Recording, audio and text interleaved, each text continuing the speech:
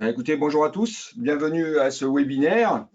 Donc, on va attendre encore quelques petites minutes. Vous êtes en train de vous connecter, on est déjà à 120 participants.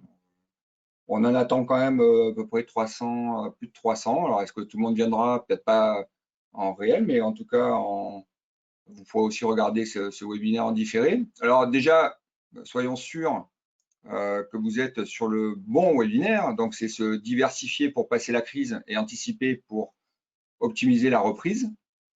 Donc, on va débattre pendant 1 heure et demie de ce sujet. En amont, on va quand même s'assurer que vous êtes bien structuré au niveau de l'approche technique. Donc, c'est pas la peine d'activer vos webcams. Déjà, on est nombreux, donc on va pas faire du flux supplémentaire.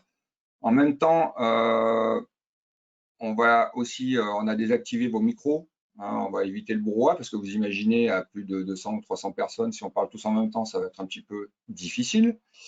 Et voilà, donc un petit point aussi sur le petit point d'interrogation que vous devez avoir sur vos écrans qui vous permet de poser des questions à l'animateur. Donc, on va avoir une présentation, mais si on peut y répondre, alors on y répondra de deux façons. Une première par écrit, potentiellement, sur l'espace réservé aux questions, et puis quelques questions qu'on reprendra et qu'on posera. Vous pourrez interroger aussi les intervenants sur quand ils interviennent. Voilà. Alors, en attendant, je vous donne aussi quelques informations. Donc, on a 5 séminaires numériques qui sont donc dédiés aux professionnels du tourisme. Nous, on attaque ici le deuxième, parce alors, ces 5 séminaires, ils remplacent le campus avec plus de 30 ateliers qui devaient avoir lieu aujourd'hui, demain, et qui malheureusement, vu la crise, a été reporté. Alors, on sait maintenant quand est-ce qu'il est reporté. On l'a reporté du 17 au 19 mai. Donc, je vous invite véritablement à bloquer ces dates, d'accord, sur des dates vraiment sur l'innovation, sur le Green New Deal. Le thème de cette année, ça va être ça. Alors, on croise les doigts pour que tout se passe au mieux, pour qu'on puisse bien le vivre au mois de mai. On est encore un petit peu dans l'incertitude. Demain, vous aurez 2 webinaires aussi sur l'hôtellerie, les tendances et les solutions de financement, spécialement sur le tourisme urbain. Vous aurez l'après-midi un autre webinaire sur la responsabilité sociale de l'entreprise. Et le 16 décembre, les grands sites Occitanie, Sud de France, moteur du Green New Deal, entre 10h et 12h. Vous pourrez donc faire le plein pot. On a essayé de replacer des webinaires qui étaient en lien vraiment avec l'actualité de cette crise sanitaire. Voilà. Donc voilà ici notre atelier. Alors notre atelier va se dérouler en 3 temps. En fait, un premier temps où on va faire un point sur les quelques scénarios, la situation qui est envisageable par rapport à la crise sanitaire 2021. Alors on n'est pas des devins, on va juste essayer d'anticiper, même si on ne sait pas exactement ce qui va se passer. On n'avait pas obligatoirement anticipé la deuxième vague aussi forte. Et puis après, on fera un focus vraiment sur la gestion de cette crise actuelle, en pleine crise là actuellement. Donc, comment le gérer avec un regard de nos 4 intervenants que je vais présenter juste après. Et on aura un dernier temps sur comment on prépare la sortie de crise, c'est-à-dire que la reprise, qu'on attend tous, notre liberté d'action à tous les niveaux. Voilà. Pour débattre là-dessus, 4 intervenants. On aura en premier Jérôme Meunier, qui est le directeur général de la station de ski des Angles, qui est une station des Pyrénées-Orientales, très dynamique, donc, mais qui prend de plein fouet aujourd'hui quand même les dernières mesures réglementaires par rapport à la situation, qui attend, je pense, des dates, des mesures par rapport aux dates. On aura Jean Pinard, le directeur du comité régional du tourisme et des loisirs d'Occitanie, qui nous parlera justement un petit peu de l'évaluation de la situation, des actions qui ont été mises en œuvre et des pistes de sortie dans un deuxième temps, justement avec une approche assez intéressante, je trouve sur une logique régionale. On aura Adrien Pujol, le directeur du groupe Cité Hôtel, 5 hôtels dans le Lot, dans l'Aude et à Toulouse. Voilà, qui a aussi une démarche assez intéressante sur la gestion de crise et la sortie. Et enfin, on en discutera. Hein, donc, on aura Damien Costa, qui est propriétaire et gérant de la résidence de tourisme L'Argalide, dans les Pyrénées, les Hautes-Pyrénées, je crois que c'est, hein, et qui aussi a une approche intéressante, en sachant que lui, il a ouvert son établissement en pleine crise. Donc là, c'était quand même, voilà, à la fois, il n'a pas choisi, hein, mais il fallait aussi se retrousser les manches pour arriver à le faire. Voilà. Alors, en ce qui me concerne, je suis Benoît Dudragne, il y en a qui me connaissent peut-être, je suis animateur et membre d'ID Réseau, un groupement de consultants et animateur de cet atelier. Alors, ce que je vous propose, c'est qu'on attaque, avec le contexte de crise. Alors, c'était important quand même d'essayer de planter le décor. Hein. Donc, alors, avec toute la difficulté de la chose, mais quand on part aujourd'hui, on est encore en logique de confinement. On va aller vers une logique de liberté totale. On croise les doigts que ce soit le plus rapidement possible. Mais entre-temps, il va y avoir des périodes. Il y a aussi de l'activité touristique. Donc, en fait, si on prend le premier temps, c'est le 15 décembre. Normalement, c'est la fin du du deuxième confinement, avec une contrainte quand même importante qui est que si on est à un taux de contamination par jour inférieur à 5000 personnes, en fait, on devrait avoir la fin des contraintes de déplacement nationaux, l'Europe des frontières aussi qui est encore ouverte. Et puis, par contre, les frontières extérieures qui seront toujours fermées pour l'instant, ça dépend vraiment des pays, les situations. Donc là, bon, ça bouge un petit peu. Il y a les fêtes de Noël qui arrivent juste derrière. C'est un temps important au niveau social, sociétal, mais aussi au niveau touristique. Et avec une annonce quand même le 20 janvier, très importante, puisque c'est la réouverture sous conditions sanitaires, hein, des restaurants, des salles de sport, des stations de ski. Alors sûrement avec aussi une politique forte en termes de tests et puis d'une politique gouvernementale assez poussée là-dedans. On sera juste après les fêtes de Noël, donc se pose déjà la question, malheureusement je n'ai pas trop envie d'en parler, mais c'est quand même d'une troisième vague ou pas. Quand on voit ce qui s'est passé aux États-Unis après Thanksgiving, on voit bien qu'il y a eu quand même un petit effet rebond au niveau de la pandémie.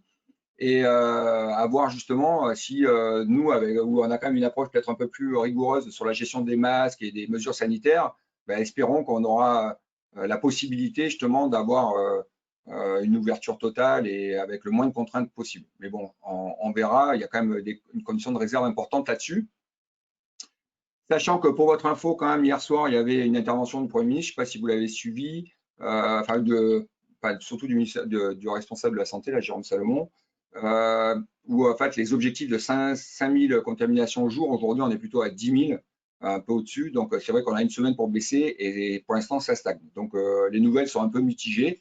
On va croiser les doigts. Voilà. Alors après, toute cette approche-là, ça veut dire quoi? Ça veut dire que si on prend un peu à moyen terme les vacances d'hiver, les vacances de printemps, les vacances d'été, on se retrouve quand même sur une réglementation qui va être adaptée en fonction en fait du taux de reproduction du virus. Hein. En gros, est-ce que la pandémie elle se développe ou pas?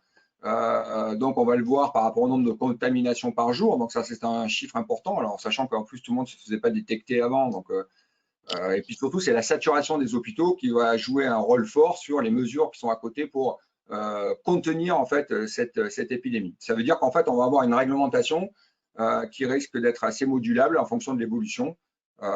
Et avec des scénarios qui peuvent être de multiples manières. Alors là, le premier, là j'en ai sorti, alors elle date un petit peu, mais par contre elle vient du milieu scientifique, donc c'est quand même assez intéressant de voir 3 scénarios à ce niveau-là.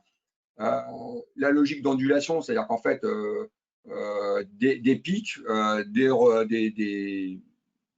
retours en fait à la normale, des pics, un retour de pics, enfin une succession en fait finalement de pics. Alors, est-ce qu'il y aura un confinement associé à chaque fois? Ça, on ne sait pas. On va voir un peu justement la notion de vague, hein, la troisième vague, comment elle va se passer ou pas. Ou est-ce qu'à un moment donné, là, on voit sur le deuxième scénario un deuxième pic assez important et puis après plutôt un déclin, où le troisième scénario, il était déjà has-been parce qu'en fait, vous voyez, c'était en juillet 2020, janvier 2021, il n'y avait pas de deuxième pic et là, on peut confirmer qu'il y a eu quand même un deuxième pic assez important. Derrière, il y a quand même un élément très important qu'on peut noter, enfin qu'on peut surtout espérer, c'est le vaccin et puis voir aussi l'attitude des Français par rapport au vaccin, avec un impact, je pense aussi, sur la pandémie. Alors là-dessus, ça veut dire que la conséquence directe des contraintes adaptées en fait à ces vagues, voilà. Une attitude en termes de clientèle qui sera sûrement assez réservée et fluctuante, c'est que c'est bien beau d'avoir l'opportunité de faire des choses. La réglementation est une chose, le comportement de la clientèle en est une autre. Donc, on va voir aussi la confiance qu'elle va avoir. Et puis, un marché, donc, par rapport à ça, qui sera assez incertain, sûrement très réactif, positivement ou négativement. Donc, on va croiser les doigts qu'il soit plutôt positif. Voilà.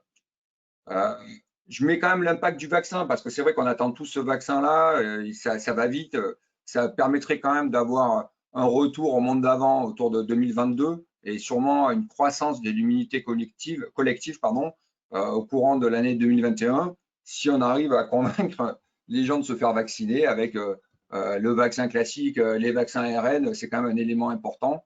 Mais je crois qu'aussi, c'est le prix de notre liberté. Donc, on va voir un peu comment la population va réagir par rapport à ça. En tout cas, cette population, ce qu'on peut dire, c'est que par rapport à cette pandémie, elle a des besoins. Alors, les besoins, je pense que vous avez tous identifiés. Moi, je vais juste essayer de les synthétiser un petit peu ici. Un besoin important de sécurité, on l'a vu.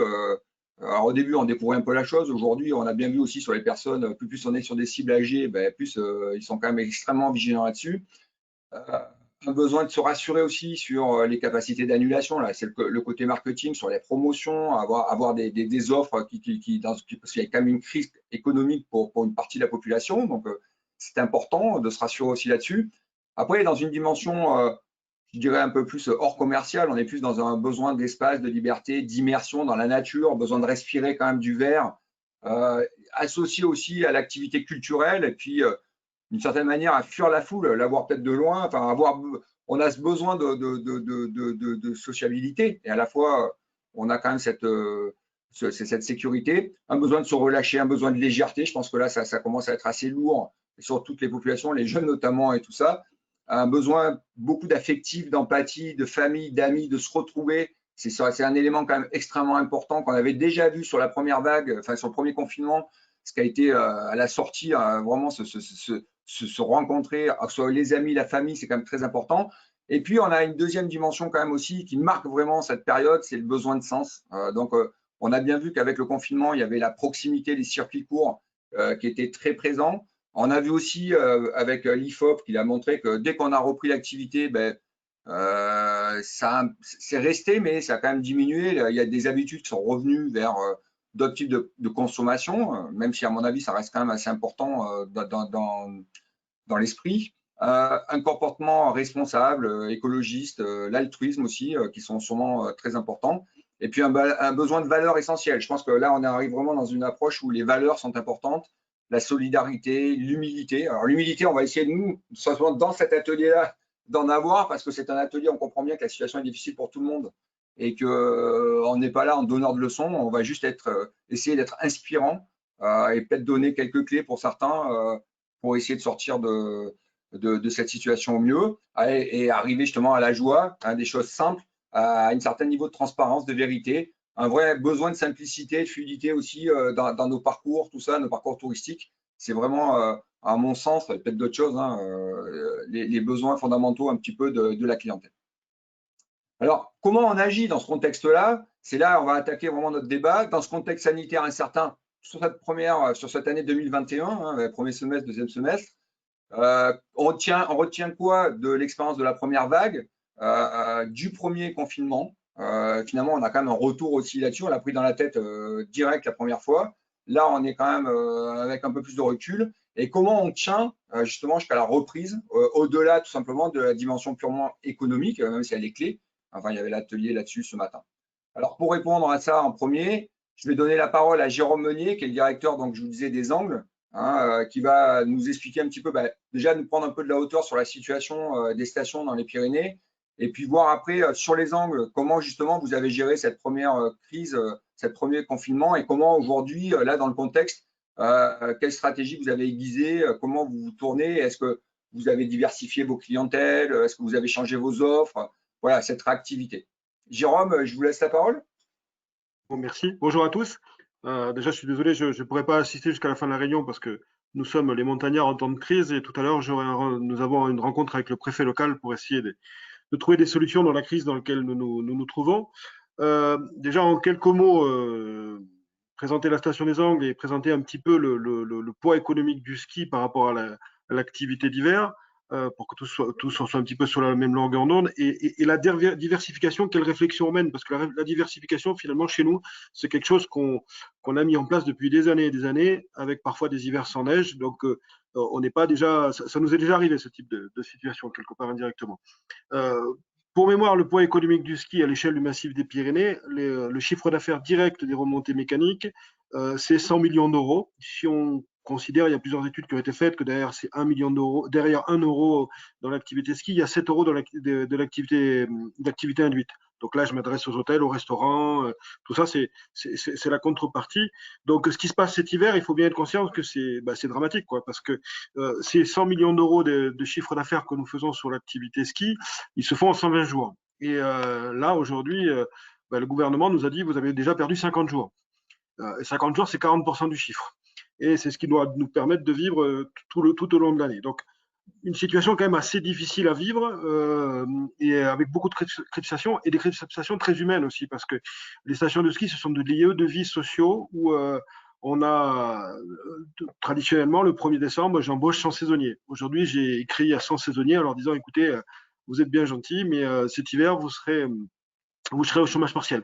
Donc, tout le rôle, il y a le rôle économique, il y a le rôle social, et tout ça, du jour au lendemain, est coupé. Et je présume que derrière tout ça, ça va laisser des traces malgré tout. Donc, je tenais à le mettre en avant parce que vraiment, c'est une situation dramatique. C'est aussi pour ça que l'ensemble du monde du ski, que ce soit les régions porteuses de stations de ski, que ce soit les associations des élus, les associations d'exploitants, on est monté au créneau très fortement pour essayer d'obtenir l'ouverture de nos stations de ski. Alors moi, j'ai juste petite particularité, hein, dans le monde des stations de ski, vous avez souvent un exploitant, un autre directeur d'office, et des fois 2 directeurs d'office pour un exploitant. Moi, j'ai la chance d'être à la fois le directeur de la station de ski et aussi le directeur de l'office du tourisme. Donc j'ai le produit et j'ai aussi l'activité communication. Alors, ce qu'il faut bien être conscient, c'est que tout à l'heure, vous avez parlé, le sujet, il est la diversification en temps de crise. Mais nous, finalement, on a toujours essayé de diversifier en temps de crise parce que c'est pas le premier hiver où on a des difficultés. On essaie de travailler sur la saison d'été et sur la saison d'hiver. Donc, on est en constante recherche de la diversification. Et finalement, les bases de la diversification que nous cherchons depuis de nombreuses années vont nous aider à passer ces 2 semaines, ces 4 semaines, ces 50 jours difficiles, bien qu'il faut bien être conscient que s'il n'y a pas malheureusement le ski, toutes les activités induites sont extrêmement difficiles. Donc il y a un travail de fond qui a été mené au niveau de la diversification, au niveau des stations pyrénéennes, avec le soutien de la région. Je vois Jean et Jean, c'est très clair. Pourquoi? Parce qu'on a la chance d'être sur un climat, sur des montagnes pyrénéennes, avec du savoir-faire, avec de la bouffe, enfin, plein de choses qu'on connaît tous. Et quels sont les produits qu'on a essayé de diversifier? On a travaillé sur l'eau aujourd'hui avec l'aqualudique. On a travaillé sur d'autres activités telles que, je prends l'exemple de chez nous, aux Angles, on a un parc animalier, on vient de concevoir une luge. On a travaillé aussi beaucoup sur des activités animatoires, alors gratuites ou au travers de parcours de randonnée, au travers de visites de vieux villages, au travers donc tous ces éléments qui sont annexes finalement à l'activité majeure vont nous servir aujourd'hui pour répondre à l'attente de la clientèle. Bon, sauf qu'aujourd'hui on est dans une situation dramatique parce que tous ces événements majeurs, la plupart malheureusement seront fermés pour Noël. Donc je crois que la première des choses, il faut pouvoir, par rapport à cette crise-là, c'est super fondamental d'avoir des bases de diversification. Pas avoir qu'un seul produit, notamment quand on s'appelle une station de ski. Moi, j'ai souvent pour image de dire, c'est la station de ski, c'est le village en entier et c'est un parc de loisirs. Et avec, ce qui est compliqué, c'est que dans ce parc de loisirs, vous avez des restaurateurs qui sont privés, vous avez des hébergeurs qui sont privés. Donc, on a tous la même vocation, mais des fois avec des intérêts différents. Donc, une des solutions importantes, me semble-t-il, c'est aussi d'apporter une osmose entre toutes ces équipes, entre tous les socioprofessionnels. Il faut que tous, on essaye de marcher dans le même sens. Donc, c'est pas que le jour de la crise qu'il faut que tous on marche dans le même sens. Si on a créé ces fondations d'un monde de marcher tous dans le même sens, ben, on va passer tous ensemble la crise de manière un petit peu plus facile. Je pense que vraiment la base, elle est déjà l'antériorité. Je crois que c'est quelque chose qui, à mon sens, est fondamental par rapport à ce qu'on vit. Et il y a, vous avez parlé tout à l'heure d'humilité. Je crois que les montagnards, bon, il faut être très très humble parce qu'on est souvent soumis au climat de la météorologie. Et il y a le mot solidarité, je pense, parce que finalement, les acteurs du tourisme, ils marchent bien quand ils travaillent ensemble. Aujourd'hui, je vois Damien, il a un hôtel, mais il est aussi lié aux produits qui sont autour de lui. Donc, s'il n'y a pas cette fusion-là, le cap il va être encore beaucoup plus difficile à passer, me semble-t-il. Donc, ça veut dire qu'on est vraiment ancré là dans déjà un collectif autour de la station. C'est-à-dire qu'il y a Oui, vraiment oui, une moi, conscience collective qui permet d'être réactive. Et alors, justement, c'est la station, c'est le directeur de l'Office du tourisme, ça, comment vous faites? bah, Vous êtes vraiment à l'écoute du territoire et comment vous alors nous, c'est un l'organisez? travail de longue haleine, hein, c'est un travail de communication, de soutien, d'accompagnement vis-à-vis des collaborateurs aujourd'hui.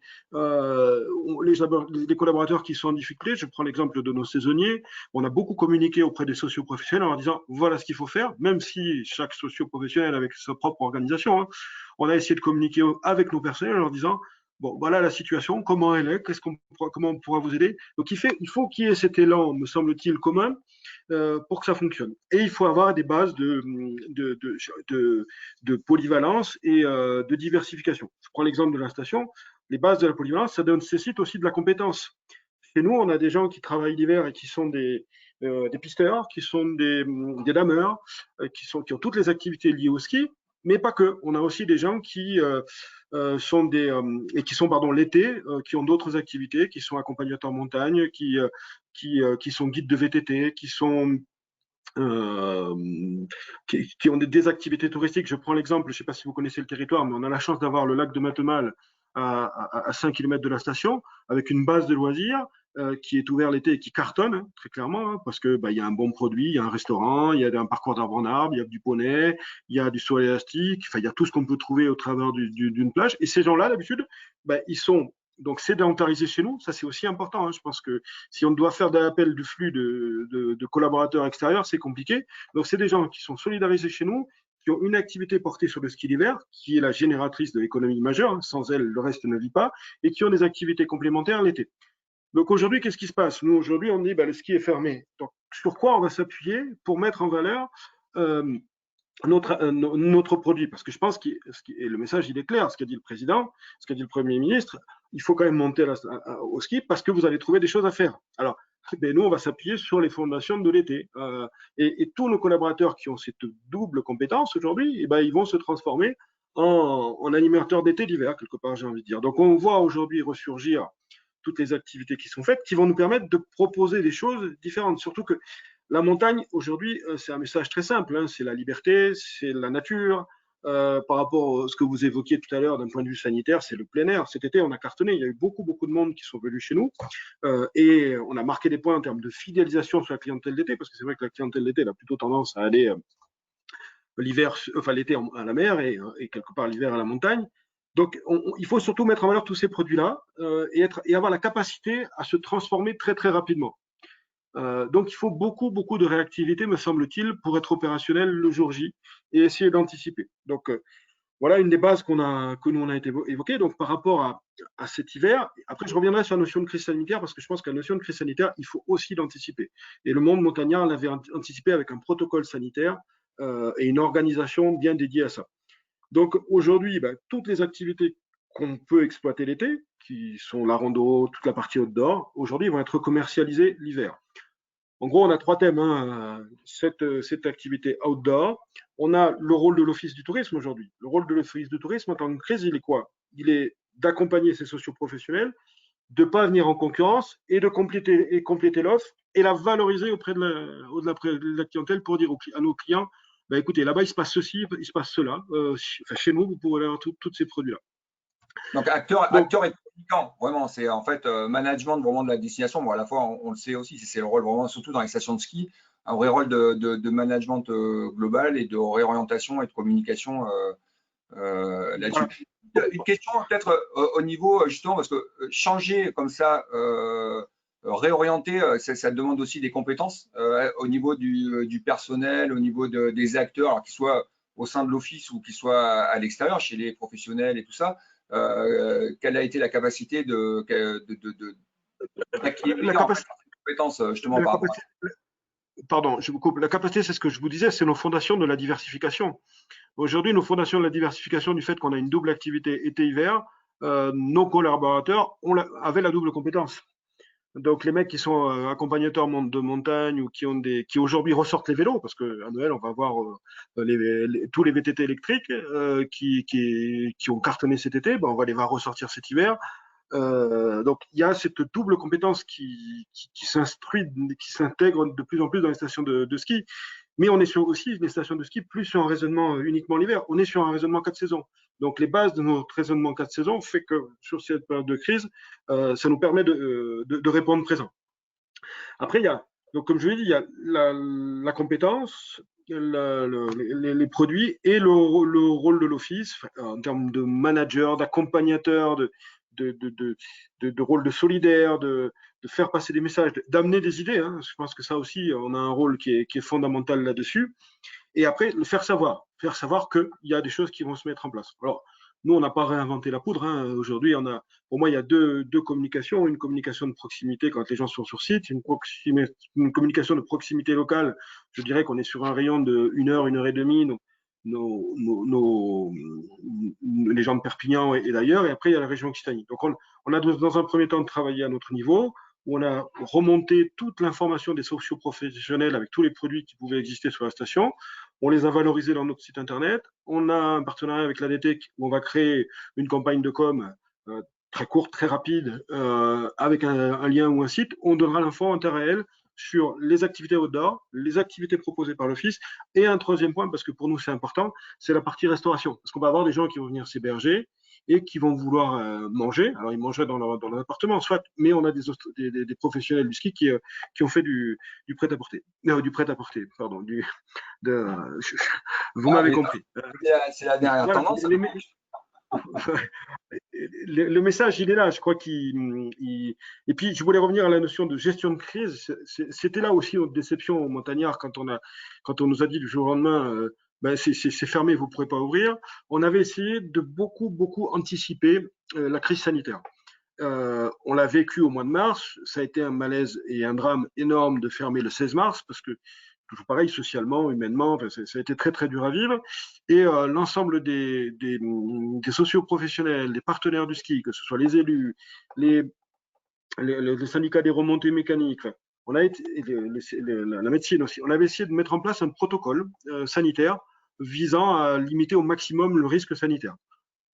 Alors l'idée c'était de dire dans chaque station de ski, de créer des pôles où on pourrait faire des tests antigéniques et dès qu'on avait un collaborateur ou un client qui était en situation de maladie, ben on avait la capacité à l'isoler et faire de nombreux tests de manière très régulière. On avait aussi mis en place, parce que je crois qu'il faut beaucoup sécuriser nos clients, des outils de communication par rapport au Covid, par rapport à la distanciation sociale. On avait mis en place des moyens humains pour dire, bah, dans les files d'attente, il faut faire la distanciation sociale, parce que finalement, dans les stations de ski, le plus gros problème, c'est les files d'attente. C'est pas quand vous êtes sur le télésiège, en plein air, ou c'est pas quand vous êtes en ski. Donc, on avait mis en place toute une organisation, alors, dans laquelle on croyait profondément. Hein. On croyait profondément que cette organisation allait répondre présent. Et malheureusement, on a eu une fin de droit. Mais je pense que ces fondations vont nous servir pour ouvrir et convaincre qu'on peut être un test aussi. Les stations de ski peuvent être le test de demain des grosses villes ou des grosses structures. Bah, écoutez, on vous le souhaite. Hein. En tout cas, c'est vrai que c'est un enjeu majeur quand même pour cette saison d'hiver. Donc, ce que je vous propose, c'est qu'on enchaîne avec Jean Pinard, le directeur. On reviendra, Jérôme, vers vous Ouais, si vous êtes encore je là. partirai peut-être, je suis désolé. Voilà. Ouais, mais si vous êtes encore là sur la suite quand même et sur la sortie de crise, parce que Oui, finalement, jusqu'à 3h moins le quart, jusqu'à là. d'accord. Il y a quand même beaucoup de choses qui sont intéressantes et qui, à mon avis, sur lesquelles vous pouvez capitaliser pour la suite. Et ça sera intéressant d'échanger un petit peu avec vous. Jean, bonjour Jean. Alors, le comité régional du tourisme, lui, il s'est vraiment engagé dès le départ sur la crise et même peut-être avant la crise, justement, sur une réactivité très forte en se recentrant sur les loisirs. Il y a des mesures aussi sur de la région, tout simplement sur les déplacements. Est-ce que tu peux nous en dire un petit peu plus? Peut-être faire un petit focus quand même sur on en est où en termes de crise, en termes de fréquentation, et puis après sur la politique et la stratégie surtout que vous avez appliquée vous-même en termes de diversification, sachant que vous n'êtes pas, enfin, c'est pas le privé, c'est l'institutionnel qui fait du marketing, et je trouve que c'est extrêmement intéressant. Je te laisse la parole.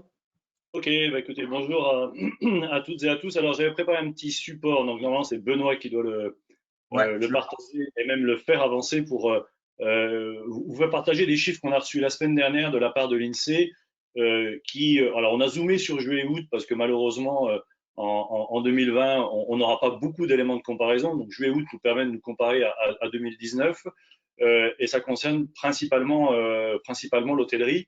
Donc, je voudrais revenir dessus pour que vous ayez la même vision que nous sur ce qui s'est passé cet été. Alors, je ne sais pas si ça vient ou pas. ouais, c'est bon? Tu Moi, le je ne l'ai vois? pas à l'écran. Ah, pardon, c'est moi. C'est erreur technique, je suis désolé. Hop, hop. Voilà. Alors, Voilà. on va juste rester, parce que j'ai mis beaucoup de diapos. Ah, vas-y, avance. On va aller, avance un tout petit peu, s'il te plaît. La première diapo. Voilà. On va zoomer sur celle-ci. Vous avez une carto, finalement. Ça a bougé. Ouais, parce qu'en fait, Euh, voilà, ça te va, c'est ça là? non, c'est d'après. Ah, alors attends, bouge pas parce que ça met un décalage en fait sur Voilà, celle-là.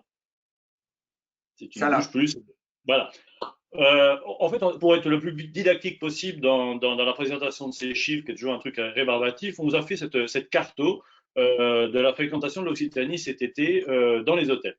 Alors, les hôtels en juillet-août, ça ne fait pas toute la saison, bien évidemment, mais on peut considérer qu'on a une forme on va dire, de modèle qui peut s'appliquer à d'autres formes d'hébergement. Par contre, ça ne vaudra malheureusement que pour juillet-août. Les deux cartes, d'abord, ont un poids différent. Vous avez sur 2019, donc à droite, un poids plus important parce qu'il y avait plus de nuitées, 4 300 000 nuitées, et puis de l'autre côté, un poids moins important parce qu'il y avait moins de nuitées. Mais le plus important, c'est surtout de regarder le poids que représente chacune des destinations infra, à commencer par Lourdes, qui est en orange. Vous voyez, Lourdes pesait 15% des nuitées en juillet-août en hôtellerie, et ne pèse que plus que 3%. La moitié de ce que l'Occitanie a perdu en termes de nuitées en 2020, nous le devons malheureusement à Lourdes, qui vit une situation catastrophique avec moins 90% de fréquentation. L'autre moitié, c'est l'urbain, et en particulier Toulouse, qui perd malheureusement 40% de son nombre de nuitées. Mais ce qui est intéressant de constater, alors moi je n'obère pas malheureusement, et bien évidemment, ces pertes d'activité dans les hôtels, dans les villes. Mais ce qui est intéressant, c'est de noter que l'Occitanie a surperformé par rapport à la moyenne nationale sur le rural, le massif central, le littoral, la montagne en particulier, les Pyrénées. Jérôme en a parlé tout à l'heure, et pas n'importe où dans les Pyrénées, dans les stations de ski, là où on concentre des services, puisqu'on est en augmentation sur les stations de ski. Quelques chiffres pour expliquer cela. On augmente sur le littoral de 1,7% de nuitées. Je voudrais juste vous rappeler que au mois de juin, on était à moins 40% de réservation et qu'on finit à plus. On augmente sur le Massif central à hauteur de 13%, et on augmente dans les Pyrénées et dans les stations de ski à hauteur de 4%. Donc, on a sur un grand périmètre de l'Occitanie, parce que le rural, le littoral, mais surtout le Massif central et les montagnes représentent beaucoup, une augmentation. Malheureusement, elle ne compense pas ce que nous perdons dans les villes. Alors, si tu peux passer la diapo suivante, Benoît. Ce qui est intéressant, c'est de voir finalement comment ont bougé les populations. Donc, vous voyez bien là aujourd'hui ce que nous avons perdu entre 2020 et 2019. Mais le plus intéressant, c'est de voir que là où les territoires ont progressé, nous le devons quasiment exclusivement à la population française. Nous avons perdu à l'échelle de l'Occitanie 70% la fréquentation étrangère. Si on enlève Lourdes, on est à moins 58%, donc on est dans la moyenne nationale. Par contre, on augmente sans Lourdes de quasiment 4% de fréquentation française, et sur des territoires alors, qui offraient une forme de réassurance sanitaire parce que c'était des territoires ruraux en montagne, plus 23% de clientèle française sur le massif central, plus 11% de clientèle française sur le littoral, plus 11% aussi sur les Pyrénées, stations de ski. Et je prononce ce qu'a dit Jérôme tout à l'heure, c'est qu'il y a eu une adaptation à la fois du produit, alors la situation de la crise le voulait, mais il y a eu un effort de fait pour aller chercher une autre population qu'on n'avait pas forcément jusqu'à maintenant. Et ce qu'on appelle la résilience du tourisme, finalement, c'est ça. Regardez ce qui se passe aujourd'hui sur les stations de ski.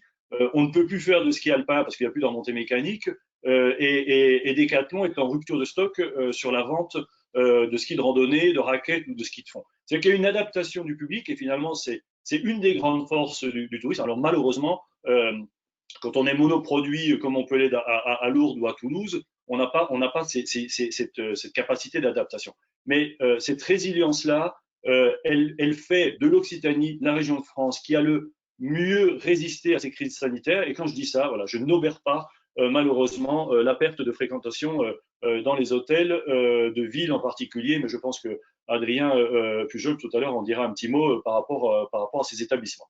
Alors, si on passe ensuite, alors voilà, vous avez la répartition des nuitées françaises et des nuitées étrangères. Vous voyez la baisse énorme de la clientèle étrangère et vous voyez que nous avons stabilisé à peu près, alors ça c'est avec Lourdes, nous avons stabilisé la population française sur notre territoire. Dans l'analyse que nous sommes en train de faire, nous pensons que sur 100 nouveaux touristes français qui sont venus en Occitanie, les 2 tiers sont des clientèles de proximité qui ont été accompagnés alors par le CRT, par les ADT, par les offices, par les prestataires eux-mêmes à redécouvrir leur territoire de proximité. Et puis, par rapport, je reviendrai tout à l'heure, à beaucoup de campagnes qui n'étaient pas des campagnes de communication comme on a l'habitude de les faire d'habitude, mais plutôt des campagnes qui avaient pour objet de vendre, donc d'avoir une conversion à la sortie. Je vous montre juste ce tableau pour prolonger le débat. Parce que finalement, la question de l'adaptation, c'est la question de comment on définit des enjeux de croissance. Les enjeux de croissance, quand il n'y a pas de crise, bah, ils sont assez linéaires, ils font référence à notre capacité à considérer que les marchés étrangers nous amèneront beaucoup de croissance, mais en volume, enfin en pourcentage, mais en volume beaucoup moins que la clientèle de proximité. Et je vous ai fait ce tableau juste pour que vous situez en Occitanie comment sont répartis les 200 millions de nuitées, alors marchandes et non marchandes, et de voir par exemple que le littoral en juillet-août, ça ne représente que 11%, alors c'est déjà beaucoup, hein, que 11% de notre fréquentation, mais que si vous prenez la totalité de la campagne dont le poids des résidences secondaires est énorme, ça représente 50%. Donc, si tu peux avancer les diapos assez rapidement et celles qui vont derrière, on est parti de ce tableau, vas-y, avance, sur ça on n'aura pas le temps, avance un tout petit peu encore, et on est parti de ce tableau pour dire, voilà, comment on va booster notre croissance. Notre croissance, elle est portée par une évolution de l'offre. Narbovia va ouvrir, par exemple, à Narbonne. Est-ce qu'on va pouvoir porter ce produit pour amener de nouveaux touristes? Est-ce qu'elle est boostée par des marchés sur lesquels l'Occitanie est déjà présent ou est-ce qu'on sera en conquête de nouveaux marchés? Donc, la matrice vous explique ce que nous avons travaillé en 2019 pour situer nos enjeux de croissance. Mais ce qui est hyper important, c'est de bien comprendre que la croissance d'une économie touristique, pour une région comme l'Occitanie, ce n'est pas toujours de la conquête de nouveaux marchés. Ça peut l'être pour une catégorie d'établissements, en particulier ceux qui ont fait des gros efforts sur la qualité de l'offre. Mais pour le reste, ben, je peux vous promettre que quand la part de l'économie touristique de l'Occitanie, qui je rappelle fait quasiment 16 milliards d'euros, la part de la clientèle locale, on est environ à 1 tiers, donc à 35% de cette consommation, eh ben vous comprendrez que 2, 3, 4% de progression sur ces clientèles-là, eh ben ça vaut plus que 10 ou 20% sur des clientèles qui pèsent 0,1, 0,2% de part de marché. Donc ce travail d'identifier les enjeux et les vecteurs de croissance, c'est vraiment un travail prioritaire quand on veut faire du marketing de destination, parce que nous, on ne maîtrise pas le produit. Donc le produit, c'est ceux qui prendront la parole après moi tout à l'heure, c'est l'ensemble des prestataires. Nous, il faut qu'on accompagne le produit sur les bons marchés, et ça, voilà, ça nous oblige à réfléchir et à apprécier la problématique du développement de l'économie touristique à travers donc ces vecteurs de croissance et à travers la matrice qui est passée tout à l'heure, qu'on appelle la matrice d'ensemble, qui permet de choisir entre de la diversification, une croissance par l'offre ou une croissance par ou des nouveaux marchés ou des marchés sur lesquels on est présent. Donc on a fait le pari. Oui, pardon. Ouais, non, mais justement, là, une fois qu'on a ce constat-là, en termes d'action du CRT, sur ce repositionnement un petit peu, justement, et ça s'est matérialisé comment? Je pense que nous, on a fait le pari que la relance de notre économie, elle viendrait non seulement de la réassurance sanitaire, et c'est finalement les grands espaces, la nature, tout ce qui fait référence aux valeurs de naturalité qui vraiment a soutenu la fréquentation dont je parlais tout à l'heure, mais surtout que le champ des loisirs, lié à une consommation de clientèle de proximité, était un champ qui était finalement assez peu investigué par des structures comme les nôtres. J'y reviendrai là sur la présentation de la carte oxygène et de nos priorités. Donc, on a à travers le plan de mesures le plan de relance qui avait 25 mesures, fait un mix entre d'abord une temporalité de mise en œuvre, parce qu'il y avait celle qu'on devait mettre en place dès que le confinement était fini, celle qui venait en soutien à la saison estivale, parce que c'est pas tout à fait les mêmes clientèles, celle sur la pré-saison, et puis celle qu'on reportait parce qu'on n'était pas prêt. 5 axes stratégiques, répondre à la crise et générer des clients dans les hébergements marchands, parce que c'est quand même notre priorité. Vous le voyez sur l'hôtellerie qu'on a à peu près réussi, puisqu'on n'est pas si loin du résultat de 2019. De relancer la consommation par les activités de loisirs, c'est vraiment ce sur quoi je vais zoomer. Être présent sur les territoires stratégiques, vous comprendrez que Lourdes, Toulouse nous oblige à faire beaucoup plus d'efforts aux côtés des offices du tourisme de ces deux villes, aux côtés des clubs hôteliers de ces deux villes, aux côtés de l'ensemble des acteurs de l'économie de ces deux villes, parce que si on n'agit pas ensemble, on n'y arrivera pas. Et puis accompagner, je le disais tout à l'heure, la mise en marché des entreprises, pas faire de la com pour de la com, mais faire en sorte que nos prises de parole amènent une conversion pour amener directement de la réservation. Préparer l'avenir, c'est anticiper. On y dira deux mots par rapport à l'objet même de ce séminaire. Voilà, c'est comment on anticipe sur ce qui n'est pas encore, comment on avance ce qui n'est pas encore, parce que on est dans une économie de service et il y a en matière de service finalement une capacité d'adaptation et d'inventer de nouveaux services phénoménales dans le secteur du tourisme. Donc si on peut avancer. On peut considérer qu'en fait, les loisirs, c'est la diversification justement entreprise au niveau régional. C'est là la carte oxygène, on va y aller, hein, je pense. Ouais, on va avancer. Là, c'était juste, vous l'aurez dans le replay. Bien sûr, on a évalué nos actions et en particulier toutes les actions qui étaient inscrites dans le plan de relance. Vous constaterez avec beaucoup de satisfaction que sur les 2 440 000 qui était le budget propre du CRT, puisqu'on avait des partenaires, nous avons engagé 2 395 000, nous avons engagé 99,5% de notre budget consacré au plan de relance et que de ce point de vue-là, voilà, on est plutôt satisfait des actions que nous avons menées. Mais comme tu viens de le dire, la priorité, c'était de considérer que on pouvait relancer la consommation par les activités de loisirs et les clientèles de proximité, eu égard à une situation qui faisait que, un, nous n'avions pas de clientèle étrangère ou très peu de clientèle étrangère, deux, que si on applique cette matrice dont je montrais tout à l'heure, eh ben, qu'on a un champ de développement très très important chez des clientèles qui, dans leurs arbitrages sur le temps de loisir, moi ce que j'appelle le temps libéré en opposition au temps contraint, n'étaient pas des arbitrages en faveur de notre économie à nous.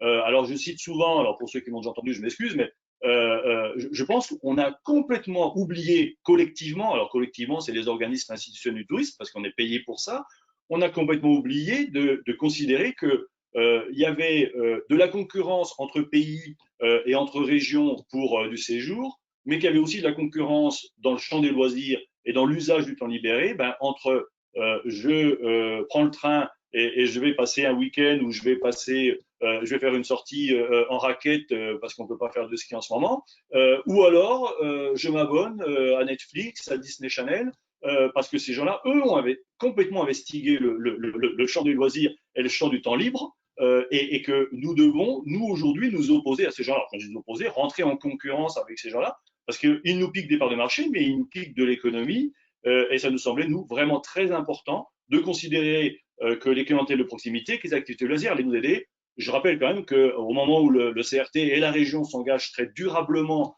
et très volontairement dans une stratégie de tourisme responsable, que ce choix de clientèle de proximité des activités de loisirs n'est pas anodin pour appuyer cette stratégie autour du tourisme durable. Alors, juste un petit zoom sur la carte. Oui. Ouais, Jean, parce qu'on a Jérôme qui doit partir, donc il a une réunion avec le préfet là. J'aurais aimé quand même lui poser une petite question, si c'était faisable. Et on reprend juste après avec toi pour finir la présentation. Mais sa vision justement sur la sortie de crise. Alors, je sais qu'on change un peu, on saute du coq à l'âne. Mais est-ce que Jérôme, vous m'entendez? Oui, je vous entends, mais pardon. Voilà. Déjà vous remercier, d'accord, c'était pas facile dans ce cadre-là, il y avait peu de temps, tout ça, vous êtes en pleine crise, tout ça, donc merci beaucoup pour votre participation. et peut-être nous dire juste en quelques mots, je sais que on va pas faire le débat, mais c'est avoir votre son de cloche quand même sur les angles, comment vous allez vous y prendre un peu à la sortie, est-ce que sur quoi vous allez vous appuyer, justement sur les loisirs, comme le présente Jean? Ah, complètement, aujourd'hui, on va travailler beaucoup sur le produit. Le produit existant, on a une force, hein, la montagne et la région Occitanie, c'est qu'on a la nature devant nous. On a la liberté. Quelque part, on a eu du retard sur d'autres stations de ski qui ont couru vers des grands domaines. Et nous, aujourd'hui, on a plutôt des domaines extrêmement naturels, avec beaucoup de patrimoine. Donc, on va s'appuyer sur ces bases-là et aussi nos produits, hein, parce que c'est bien beau de vendre que de la montagne, il faut aussi avoir des produits, le VTT, la randonnée, la luge qu'on vient de faire, Angléo, pour que tout un chacun puisse avoir quelque chose. Mais on va vraiment, l'axe majeur, il va être celui-là. Aujourd'hui, nos clients ont besoin d'être sécurisés, ils ont besoin d'être rassurés, et ils ont besoin de liberté et de réconfort. Et on est pile poil dans l'esprit. Donc, je crois que les bases de notre communication, les bases de notre travail vont être là. Ceci étant dit, ça c'est vraiment l'axe. Après, il va falloir passer parce que, je vous l'ai dit tout à l'heure en début de visio, la donne économique est extrêmement tendue et là, on aura besoin du soutien de tout le monde pour maintenir la vie en montagne, au quotidien, quoi. Mais on a des arguments à faire valoir pour passer cette crise, déjà avec naturellement notre produit. Bon, merci Voilà, je beaucoup, suis Jérôme. vraiment désolé. Je dois vous quitter. Ouais, merci Je vous beaucoup. remercie de m'avoir invité et puis à très bientôt, Jean, bientôt tout le monde et bon courage. Voilà. Ciao, ciao. Jean, tu m'excuses, je t'ai coupé en plein développement, mais bon, je voulais quand même qu'on ait ce retour un peu en termes de sortie. Si tu veux bien, je te reprends, on va reprendre ton diaporama. Voilà, aller assez vite quand même sur justement sur le focus sur les activités. Voilà, qu'on puisse aussi donner un peu la parole à nos autres invités justement là-dessus. Je Alors, reviens. Ouais. l'idée, c'était de zoomer sur, qui était pour nous l'axe le plus stratégique, c'était voilà, la relance de la consommation des activités de loisirs. Alors, je fais cette parenthèse parce qu'elle est extrêmement importante. Vous avez vu que le CRT a changé sa dénomination sociale. On rajoute le L.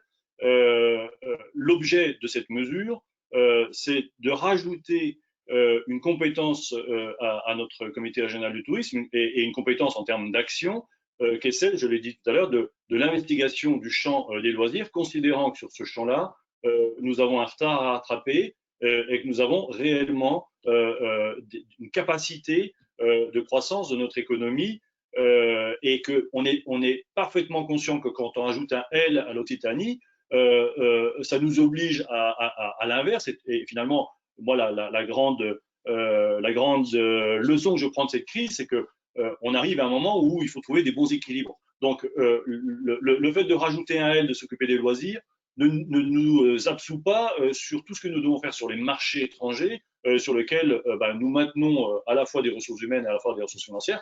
Le seul problème, c'est que pour l'instant, on ne peut rien engager. Donc, on s'y prépare, mais je le dis en particulier pour les hôteliers. On vient de les inviter d'ailleurs à une réunion pour expliquer ce qu'on va faire sur ce terrain-là, en particulier sur le marché étranger. Voilà, le L, c'est pas faire à l'opposé de ce qu'on fait, de ce qu'a fait le CRT jusqu'à maintenant, mais bien de rajouter quelque chose. Alors très rapidement sur le dispositif Oxygène, vous avez vu comment il s'écrit. Hein, le OC fait référence à l'Occitanie. C'est une commande de la présidente de région qui nous a très fortement soutenus dans cette priorité stratégique et qui nous a demandé voilà, d'inventer un dispositif. Alors, quand je dis plus vertueux que le chèque vacances, il faut qu'on s'entende. Le chèque vacances, par définition, est un des outils du tourisme social les plus importants et les plus, comment dirais-je, performants.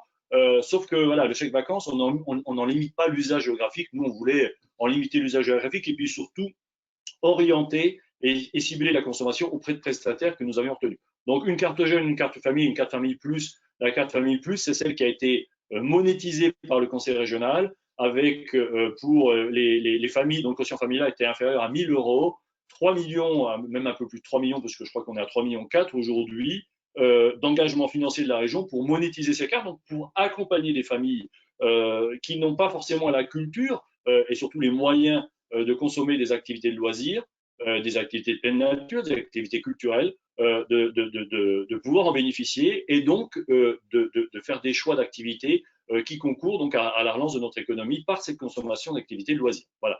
Donc, si tu peux. Ouais, quand on en avait parlé, quand même, c'était assez intéressant parce que finalement, ta diversification à toi, c'est vraiment de repartir sur le local. Donc, on a bien compris avec cette carte, sur le loisir. Et ce qui est assez intéressant aussi, quand on a échangé, c'était vraiment centré sur le client. Parce que finalement, tu m'as raconté en fait l'histoire on s'arrête à une gare aujourd'hui.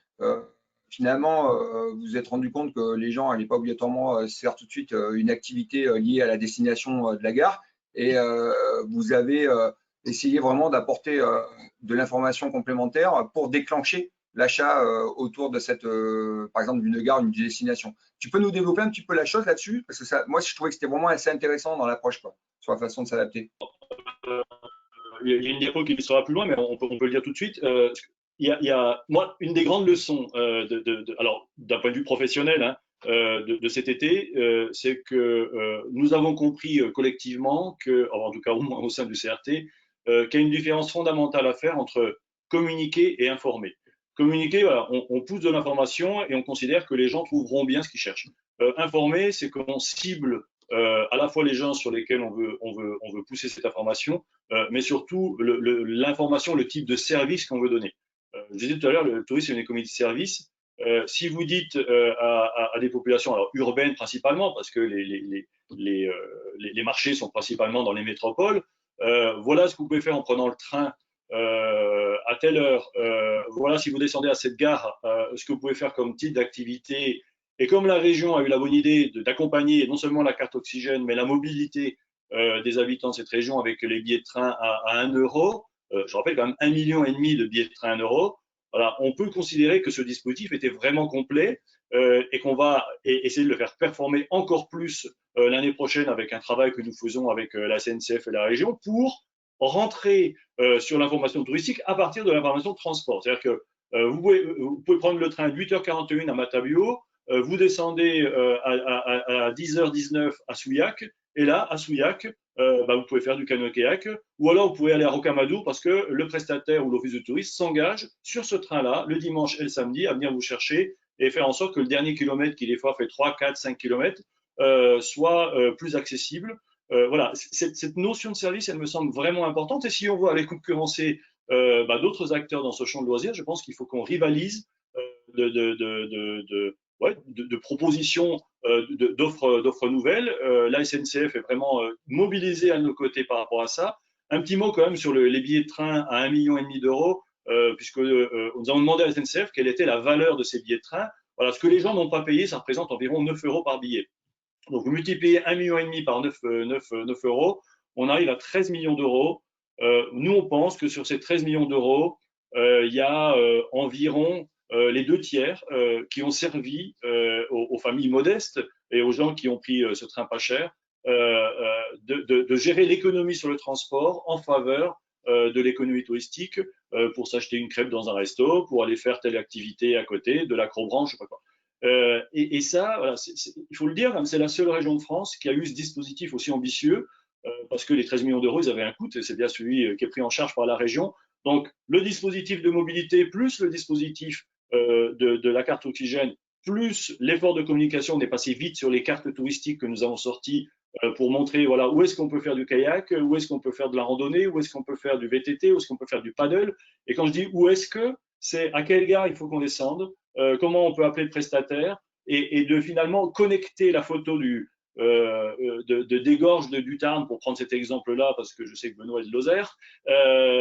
On prend les gorges du Tarn, on prend Saint-Énimie, il y a toujours des super photos, mais on dit finalement c'est où et comment on fait pour y aller. Eh bien, à Saint-Énimie, vous pouvez aller jusqu'à Millau en train et puis ensuite prendre un bus qui vous amène de Millau à Saint-Énimie, et en partant de Montpellier, vous pouvez faire ça la journée. Voilà, c'est presque aussi simple que ça, sauf que c'est pas aussi simple que ça, et ça renvoie voilà, à cette notion d'un nouveau tourisme plus durable, plus responsable, plus 4 saisons aussi, parce que l'idée c'est de faire en sorte qu'on ne concentre pas l'activité uniquement sur juillet-août et pas uniquement sur certains territoires. Voilà, je pense que de ce point de vue-là, on a monté la première marche qui nous amènera vers un tourisme beaucoup plus vertueux à l'avenir.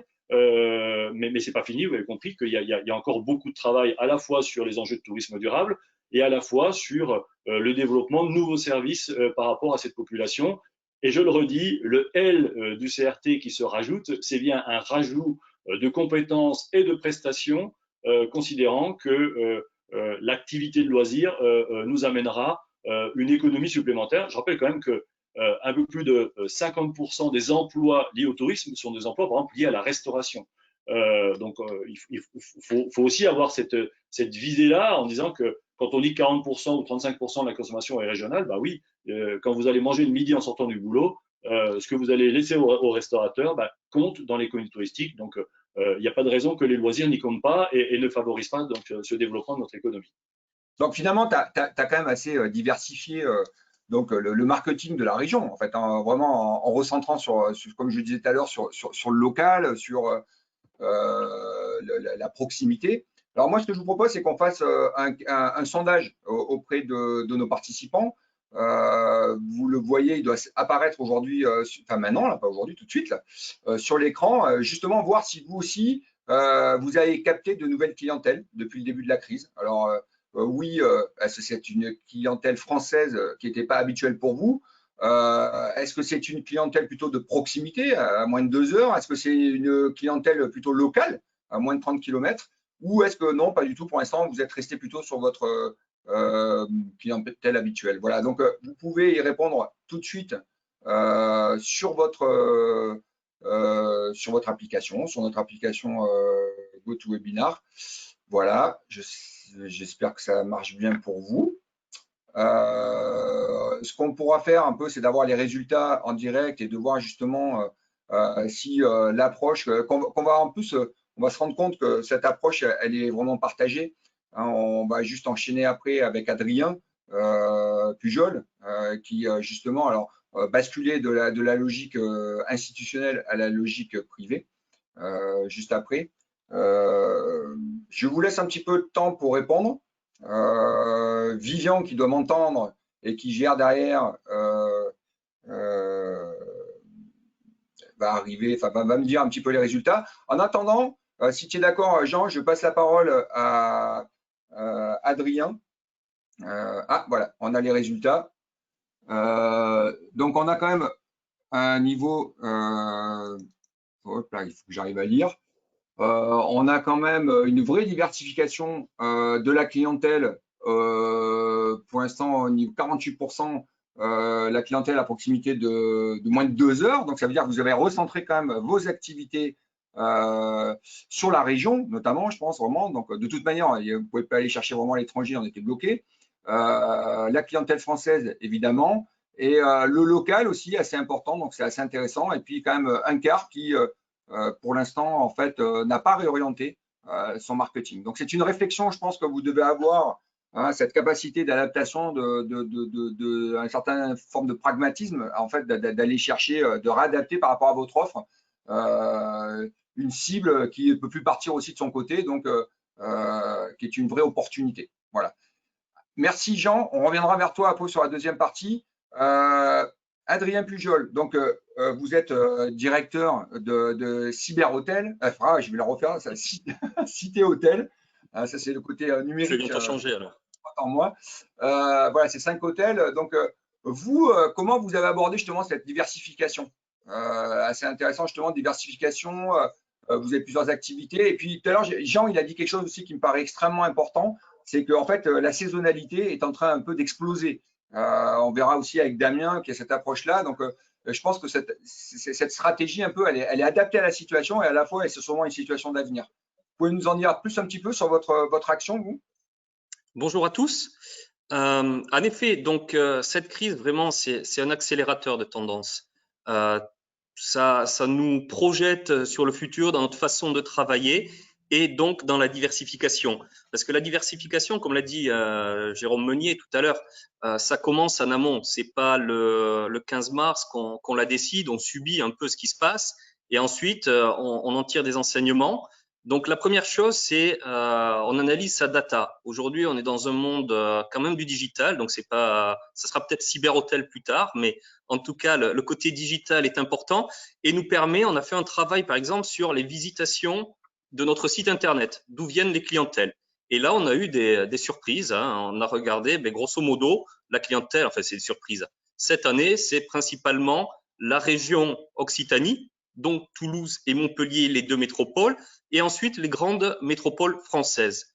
Donc, on est passé d'un mix où, en général, on avait à peu près 30% de clientèle française l'été dans nos établissements à presque 70% cette année. Donc, ce que j'en retiens, moi, c'est une chose et qui va dans l'accélération des tendances et voir une opportunité dans cette crise, en fait. Parce que, historiquement, 70% de clientèle étrangère, ça veut dire qu'on est habitué à un certain service par rapport aux attentes des clients et qui viennent dans notre magnifique région et sur les sites, par exemple, comme la cité de Carcassonne, où ils sont vraiment agréablement surpris. Ils voient cette histoire, ces 2000 ans d'histoire, la pierre, ils tombent sous le charme direct. Un Français, ça marche pas comme ça. On est un peu plus difficile à convaincre. Hein. C'est pas juste en mettant des pierres que ça fonctionne. Par contre, ce qui est bien là-dessus, c'est qu'on a la possibilité de communiquer avec le client, chose que naturellement, on ne parle pas toutes les langues hein, dans notre métier encore. Hein. On a des efforts à faire tous les uns les autres. Et la clientèle étrangère arrive à un moment donné où il y a une barrière de la langue. On ne peut plus communiquer une émotion, un territoire, une culture, ce que l'on peut faire avec la clientèle française. Donc ça, il faut le voir comme aussi un entraînement l'année à venir, 2021, sur qu'est-ce qu'on veut communiquer comme expérience à nos clients parce qu'ils seront français et parce qu'on a les mêmes éléments de langage et on vit dans le même pays, un peu dans les mêmes conditions. Donc là, on va pouvoir vraiment tester, sonder et proposer des produits adéquats. Donc, pour revenir sur la diversification, Benoît, c'est la même chose pour un hôtelier que quand on est dépendant de Booking. Booking, à une époque, c'était il y a quelques années encore, le grand débat, ils prennent trop de place, ils prennent trop de place. Voilà, la diversification, ça va avec ça. Donc, on regarde ces clientèles d'où elles viennent, on regarde les segments, individuels loisirs, je vais faire simple, hein, séminaires, meeting incentive, groupe loisirs et affaires. Et en fonction des segments, on a établi, ou en tout cas essayé sur les clientèles françaises et des métropoles, de trouver un produit et ensuite d'avoir une stratégie de communication, de marketing et de distribution pour pouvoir les cibler. Okay. Donc, ça veut dire qu'à un moment donné, pour trouver le bon produit, il faut bien connaître sa clientèle. Donc ça, c'est quelque chose que vous aviez déjà dans vos gènes, d'être centré vraiment sur le client, sur son parcours, sur ses attentes, où là, ça a vraiment été un temps où il a fallu vraiment arrêter, regarder quelque part ce que vous aviez, votre ADN, et voir comment vous pouvez vous adapter à ces nouvelles clientèles, à les choisir. Comment vous y êtes pris concrètement, en fait, pour basculer. Bon, à la fois, vous n'avez pas trop le choix, mais n'empêche que, est-ce que le ciblage est large? Est-ce qu'il est vraiment très recentré? Alors, ça revient un peu à des éléments dont on a échangé juste avant. Premièrement, il y a une tendance depuis quelques années de l'hôtel lieu de vie, hein, qui est tarte à la crème. Moi, j'ai des établissements qui sont franchisés à Corps, où on nous a proposé il y a quelques temps de se diversifier par le biais d'offrir des fleurs si le fleuriste n'est pas là, de déposer les pressings, etc. pour les clients. Mais finalement, la diversification, ça passe aussi par avoir finalement une autre offre et pas forcément que notre offre hôtelière. Donc chez nous, on étudie ça depuis quelques temps et cet été, qu'est-ce que l'on a monté? Par exemple, en dernière minute, on a monté un café littéraire dans le jardin d'un de nos hôtels qui est calme ou qui est plutôt un hôtel bureau, donc sans restauration, donc sans trafic, on va dire, dans la journée, avec un jardin très paisible. Et là, une fois par semaine, café littéraire avec des auteurs locaux d'Occitanie ou de Carcassonne qui venaient faire la lecture de leur dernier roman. Et ça ciblait principalement une clientèle locale. Mais les clients en séjour qui passaient par là et qui avaient un intérêt pour la culture se mettaient et ça créait finalement une expérience d'échange par rapport à un contenu. Parce qu'à la fin, nous, hôteliers, on est là pour héberger les gens. Mais qui est-ce qui fait la richesse de la destination? C'est les activités, c'est ce qui s'y passe. Et aujourd'hui, quand le CRT a pris l'approche loisir, moi, je trouve ça très bien et très en vogue parce que finalement, c'est les prestataires d'activités que l'on a autour de nous, hôteliers, qui font la richesse. Et ces prestataires, on doit avoir de plus en plus de passerelles avec eux pour pouvoir les distribuer, les vendre, bien sûr les conseiller à nos clients et surtout, il faut qu'ils viennent également nous voir parce que nous, hôteliers, on est dans nos établissements qui vivent 24 heures sur 24, 7 jours sur 7 normalement, hors confinement et donc on a peut-être un peu moins de temps pour en sortir. Voilà.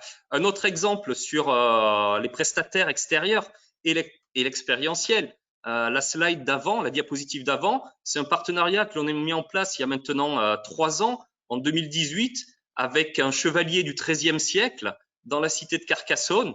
Et ce chevalier fait une visite tous les jours pour nos clients hébergés loisirs. Donc en français principalement, donc ça tombait bien cette année, mais c'est une visite offerte donc de 45 minutes qui vient pas couper la visite du château, qui vient pas couper la visite d'un guide conférencier beaucoup plus expert, mais qui est sur d'autres plutôt insolites, sur des lieux qui sont ouverts au public. Et c'est ces petits différentiels qui créent aussi la relation client. D'accord. Et en termes de résultats, alors justement, ce qui est intéressant, c'est de voir qu'un hôtel qui enrichit son offre en fait par rapport à une approche expérientielle, moi je trouve que c'est assez intéressant, c'est que finalement ici là, vous ne vendez plus une chambre d'hôtel, vous vendez en fait une chambre d'hôtel et des moments émotionnels, je veux dire, qui subliment peut-être un petit peu l'expérience vécue en local. En termes de retour économique, justement, dans ce contexte-là, comment vous pouvez le mesurer? Ça a eu quel impact, en fait, dans votre activité? C'est déclenchant? Je pense que c'est déclenchant parce que quand on parle diversification, on pourrait parler également de différenciation. Hein. Aujourd'hui, on parle beaucoup des nouveaux concepts où dormir les plus différenciatifs possibles.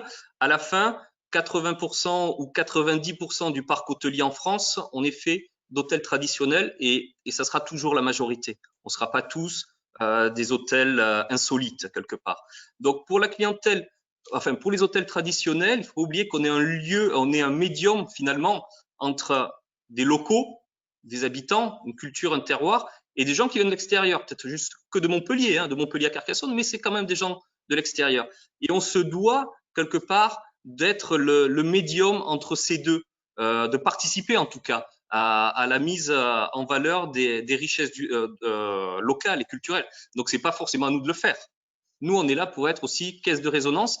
Et autant dans les années 80-90, c'était plutôt facile parce que la concurrence hôtelière était moindre et on avait le classeur physique papier déposé par les institutionnels où il y avait toute la richesse de son territoire. Aujourd'hui, avec le digital, c'est un enseignement également de la crise que nous traversons. Ça nous propulse sur des capacités à venir d'interaction et de choix des clients énormes. Donc, différenciation par la notoriété. Donc, ce contenu finalement expérientiel, si on l'appelle comme ça, nous, c'est la stratégie des réseaux sociaux aujourd'hui qui est importante en termes de notoriété. Il faut qu'il se passe toujours quelque chose 7 jours sur 7 dans nos établissements. Facile à dire pour moi, directeur général. Je vous assure, les équipes pour elles, c'est un peu plus challenging. Oui, c'est un changement de paradigme là quand même. C'est une façon vraiment, une autre façon d'appréhender l'hébergement. C'est-à-dire qu'en fait, vous ne vendez plus un hébergement, ce que je disais avant, vous vendez vraiment des expériences à vivre et finalement les gens viennent dans votre hébergement. Alors, est-ce que c'est ça qui va faire vraiment la différence dans le futur? Parce que bon, ce qui risque de se passer quand même, alors je suis un peu en train d'anticiper, mais la difficulté d'un champ de plus en plus concurrentiel, comme vous l'avez souligné, c'est-à-dire que est-ce qu'on va regagner les parts de marché qu'on avait avant dans le monde d'après, ou est-ce qu'à un moment donné, justement, la guerre va s'accentuer, enfin la guerre concurrentielle entre guillemets, et est-ce que la différence se fera justement sur votre capacité, vous, hôtelier, d'apporter une autre réponse pour aller capter et puis pour avoir une consommation différente, centrée justement sur le parcours client, aussi bien dans votre établissement, dans le côté, dans l'hébergement, mais aussi dans tout ce qui va vivre autour, dans l'agrément de séjour finalement. Et donc, ça veut dire, est-ce que vous êtes d'accord sur cet aspect-là? Et est-ce que ça veut dire qu'il faut aussi, alors, le changement dans votre tête aussi, dans la façon d'apprendre, et puis personnel, c'est-à-dire qu'en fait, finalement, on se rend compte que lui-même, il doit revoir aussi sa façon de penser, les écoles hôtelières, ainsi de suite. Est-ce qu'aujourd'hui, ça, c'est une révolution un peu à venir ou en cours au niveau de l'hôtellerie? Ben, tu as tout à fait raison, Benoît. En effet, aujourd'hui, on est, enfin, Jean Viard l'a dit il y a longtemps sur des réunions organisées par le CRT à l'époque. On est là pour vendre de la joie, de la simplicité et du bonheur. C'est notre métier. Et je pense que cette partie-là, dans la formation des équipes, et cette année pour préparer 2021 au niveau des territoires, au niveau des relations entre les institutionnels et les sociopros, on a besoin de mieux comprendre, mieux connaître notre territoire encore plus et faciliter la vente à des tiers. Mais je rebondis sur un point que disait Jean tout à l'heure. sur le temps de loisir contraint par rapport à Netflix et à Amazon Prime et les autres.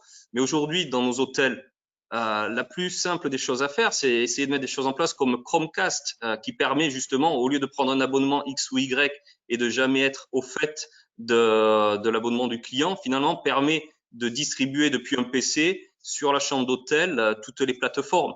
Donc ça, c'est des avancées technologiques qu'il faut prendre en compte aujourd'hui dans nos produits et dans l'expérience du client.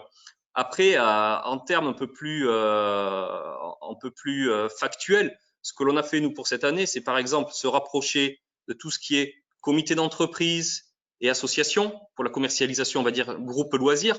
Et ça, on n'y va pas tout seul. Il faut y aller à plusieurs avec d'autres professionnels, donc de la grande filière, prestataires de services ou de spectacles, mettre ensemble les bases de données clients pour pouvoir avoir des messages forts. Un autre segment que l'on travaille pour la saison à venir, c'est le mariage. Il n'y a pas eu beaucoup de mariages en 2020, on avait des demandes, etc. Je pense que 2021, en croisant les doigts que tout se passe bien, les gens vont reprendre ces habitudes qui sont des moments forts de leur vie et c'est une clientèle, nous, que l'on ciblait pas trop, mais que l'on va sur laquelle on a mis vraiment un accent pour l'été 2021. Donc en fait, il y a une vraie diversification forte quand même finalement qui. Alors ça va me permettre de faire la liaison avec Damien justement qui est aussi dans cette logique d'essayer de vraiment diversifier son activité. Alors Damien, avant qu'on attaque, je vais vous proposer un deuxième petit sondage ici. Donc Damien, là, avez-vous déjà modifié la façon de distribuer, de vendre votre offre ce que Jérôme nous a dit tout à l'heure, c'était justement au début de son intervention, c'est sa capacité. Aujourd'hui, il a changé, notamment par le numérique et tout ça. C'était intéressant de voir aussi de votre côté, est-ce que vous avez modifié votre façon de distribuer et de vendre votre offre par l'intermédiaire de nouveaux canaux de distribution c'est quand même aussi, le local était peut-être une forme aussi, justement, on va le voir un peu en dessous, c'est une façon de vendre aussi différemment. Donc, je me suis recentré sur mes outils de vente directe. C'était le cas aussi pour vous, je crois, Jérôme. En m'appuyant aussi sur la prescription, donc raison locale, je viens de le dire, et puis se concentrant sur aussi les clients fidèles, parce que finalement, là, dans la refonte stratégique en pleine crise, est-ce que finalement, par l'expérientiel, par des gens qui vous connaissent, est-ce que c'est pas là-dessus qu'il faut insister fortement, les faire revenir, insister sur la notion de service en plus, justement, et s'appuyer sur vos points forts déjà, vos clients fidèles. Donc là, je vous offre la possibilité de vous exprimer, vous, les participants. Est-ce que justement, par rapport à ça, vous avez aussi retravaillé votre distribution de l'offre touristique que vous proposez? Alors, bien sûr, peut-être que certains n'ont rien fait de notable. Bon, justement, on va essayer de le voir. Je vous en prie, allez-y. On a déjà les résultats. Donc, c'est assez intéressant. Damien, vous m'avez accordé 2 minutes pour qu'en fait, je puisse voir un petit peu le résultat. Donc, oui, j'ai changé mon offre par rapport aux canaux de distribution. C'est quand même plus d'un tiers, 37%. Je me suis recentré sur les outils de vente directe, 41%. Donc ça, c'est quand même extrêmement intéressant. Et ça, on l'a ressenti. Enfin, moi, je l'ai vu aussi dans mon activité à côté. Beaucoup de prestataires et qui en direct, les clients sont attirés aussi par directement les outils du propriétaire, que ce soit peut-être aussi les gîtes, les chambres d'hôtes. Je sais qu'il y en a beaucoup qui nous suivent aujourd'hui. En s'appuyant aussi sur le réseau local, on est plutôt à 22%. Donc, c'est une activité, mais ce n'est pas obligatoirement le plus poussé. Un peu plus quand même aujourd'hui sur non, la même chose, sur la fidélisation de clientèle. Alors, peut-être que c'est des choses qui sont déjà acquises. Et puis, on en a à peu près 30%, un tiers, qui n'ont pas vraiment bougé leur façon de distribuer. Donc, c'est assez intéressant. Justement, Damien, par rapport à la résidence de l'Argalide, vous allez nous dire un petit peu justement votre aventure personnelle là-dessus. Vous avez la chance, ou la malchance, je ne sais pas, d'avoir ouvert en plein mois de juillet. Donc, j'imagine la difficulté. À la fois, quand j'ai discuté avec vous, j'ai ressenti quand même un élan très fort quand même sur c'est pas quelque chose qui vous a abattu. Vous n'êtes pas resté là passif. C'est plutôt quelqu'un de très combatif, d'acteur là-dessus. Est-ce que vous pouvez nous raconter un petit peu la façon aussi sur laquelle vous avez diversifié votre activité? Parce qu'il y a en fait, allez, je lâche un peu un rapport un peu au sportif, du rapport à l'actualité aussi sur le télétravail. Est-ce que vous pouvez nous raconter un peu votre histoire et puis votre relais sur le local? Oui, bonjour. Merci à tous pour l'invitation déjà. C'est très sympa. Oui, effectivement, bon, nous, on a commencé dans un contexte un petit peu particulier puisqu'on a ouvert au mois de juillet 2020. Donc, effectivement, on a pris cette crise de plein fer, on va dire. Mais il a fallu avancer, donc de nature un petit peu optimiste, plutôt que de subir, j'ai pris le parti d'essayer d'agir. Grosso modo, par contre, ce qu'il est important, je pense, de spécifier, c'est que cette crise, elle va nous obliger, et elle nous oblige de sortir de notre zone de confort. Cette zone de confort, il faut qu'on puisse la déterminer afin de pouvoir, je dirais, se renouveler. Je rebondis un petit peu sur ce qui a été dit sur les 3 premiers intervenants. C'est que je pense que la priorité, c'est d'arriver, et là pour les identités, c'est d'arriver à créer une synergie public-privé. Parce que sans ça, on ne peut pas avoir de relais, nous, en tant que proposition de produits privés. Donc, c'est très difficile de pouvoir s'installer dans le long terme. Après, deuxièmement, je pense que au-delà de cette synergie, il y a une deuxième synergie à créer et pour laquelle nous, on a essayé de mettre des choses en place. Alors, il n'y a aucune prétention dans ce que je dis, il n'y a pas de solution miracle. On a essayé et voilà, on va être source de propositions. C'est d'arriver à créer une synergie pluriprofessionnelle locale. Je pense que dans nos territoires, on a un tissu local qui est fort, sur lequel on peut s'appuyer. Et nous, au-delà de la prestation d'hébergement que l'on peut proposer, l'idée, c'est de pouvoir, à un moment donné, faire vivre une expérience à notre clientèle. Et faire vivre cette expérience, forcément, ça va passer par des activités, des visites, de vivre à un moment donné un souvenir inoubliable qui engendrera potentiellement, je dirais, un retour ou du moins l'envie de revenir. Nous, plus particulièrement, si je prends l'exemple de l'Argalide, comment j'ai abordé moi cette crise? Mais très simplement, je suis parti du constat que le Covid ou la Covid présentait des inconvénients que tout le monde a ressenti, que tout le monde a du moins été obligé d'encaisser. Par rapport à ça, j'ai dit, malgré moi cette période, il faut absolument que je travaille, il faut absolument que je puisse aussi faire connaître la résidence. Donc, à partir de là, j'ai dressé un constat sur les éléments et les forces que j'avais à la fois sur la résidence et à la fois aussi sur l'environnemental, puisque je suis basé moi dans les Pyrénées, à côté de Lourdes, à côté d'Argelès-Gazost. Et à partir de cette dimension environnementale et ma structure, je suis parti sur des thématiques qui me semblaient pouvoir déboucher sur une captation de clientèle, tout simplement, ou du moins essayer de capter cette clientèle qui, en définitive, pourrait être en parallèle avec je dirais pas les points positifs parce qu'on va pas appeler ça comme ça, mais les impositions que le Covid a engendrées à certains endroits ont pu potentiellement faire la force à d'autres endroits. On l'a bien vu cet été sur la fréquentation qu'il y a eu dans les Pyrénées, que par rapport à ça, l'adaptation de nos produits était primordiale, de manière à pouvoir séduire justement cette clientèle française principalement, on va dire locale aussi, notamment sur la région Occitanie, de manière à leur faire découvrir le territoire en ce qui nous concerne pyrénéen. Donc par rapport à ça, je pense que le plan d'action qu'on peut essayer d'avoir, nous, en tant que proposition d'hébergement privé, que ce soit sur de l'hôtelier, sur des appartements, des résidences, des gîtes, c'est peut-être déjà dans un premier temps, enfin moi c'est comme ça que je l'ai perçu, c'est de créer, ou du moins de penser sur du court terme, du moyen terme et du long terme. Alors sur le court terme, on doit faire face directement à cette crise et en plus, je dirais, aux conditions environnementales, puisque c'est nous aussi, et je reviens à ce que disait Jérôme tout à l'heure, dans les Pyrénées, on est confronté aussi à cette problématique de neige. Donc, le tourisme 4 saisons prend tout son sens. Et de ce que j'ai pu entendre aussi, semble être une piste sérieuse de manière à pouvoir diversifier et surtout à rentrer dans une pérennisation éco-touristique de manière à pouvoir proposer des produits qui pourraient justement être sur autant de l'hiver que de l'été par rapport aux saisons que l'on rencontre.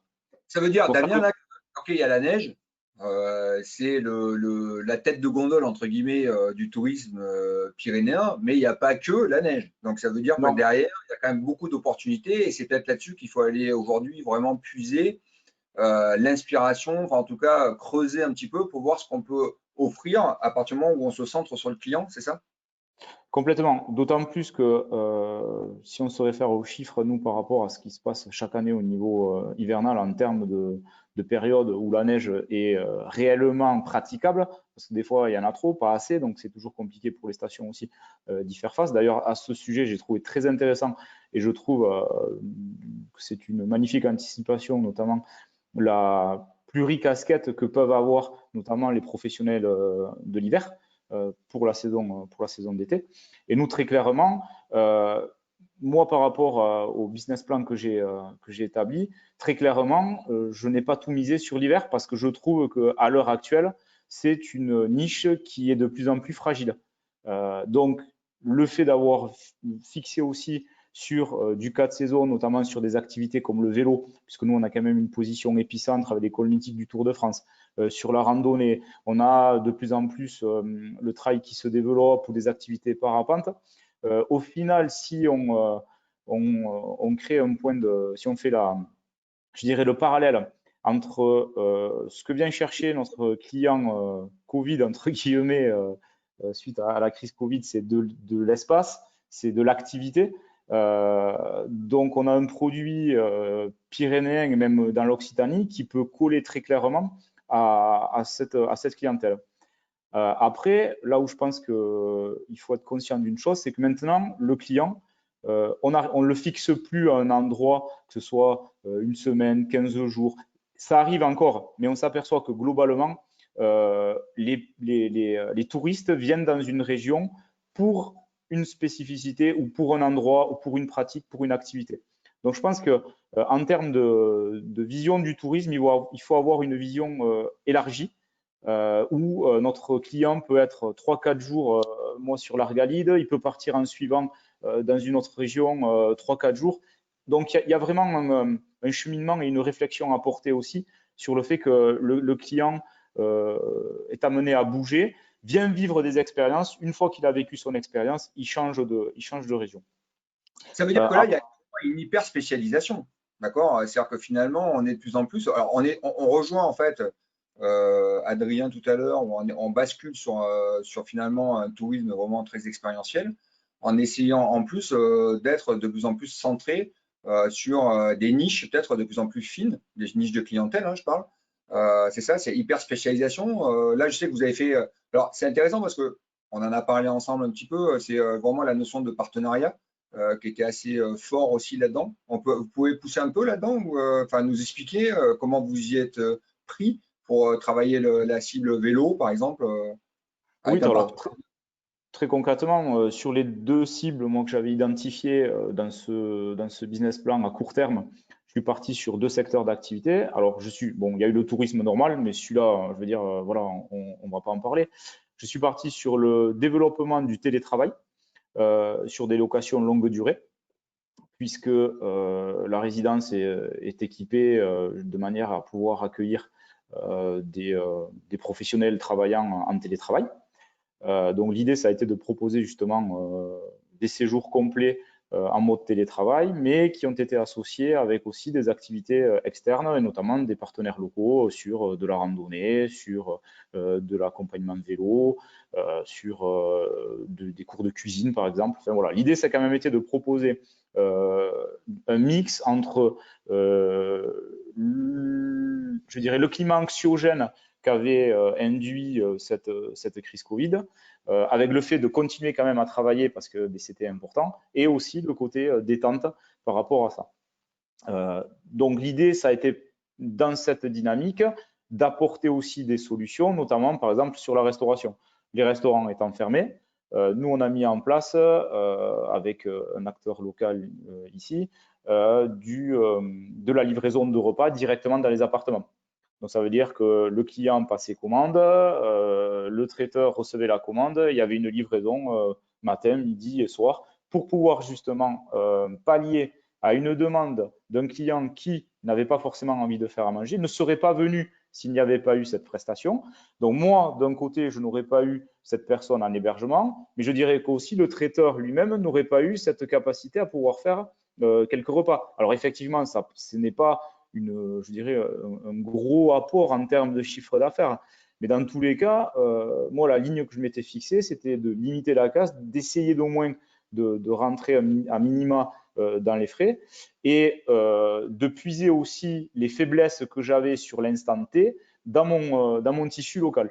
D'où l'importance d'avoir une synergie pluriprofessionnelle, de création de produits où on s'aperçoit que les gens viennent travailler autour du client, en définitive, parce que je pense qu'un produit de qualité, on ne peut pas être compétent dans l'intégralité de nos prestations.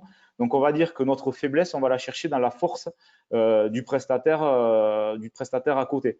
À partir d'un petit cahier des charges, très simplement, moi, j'ai mon hébergement, ben voilà, je veux que l'intervenant en cuisine, ça soit ça, ça, ça et ça.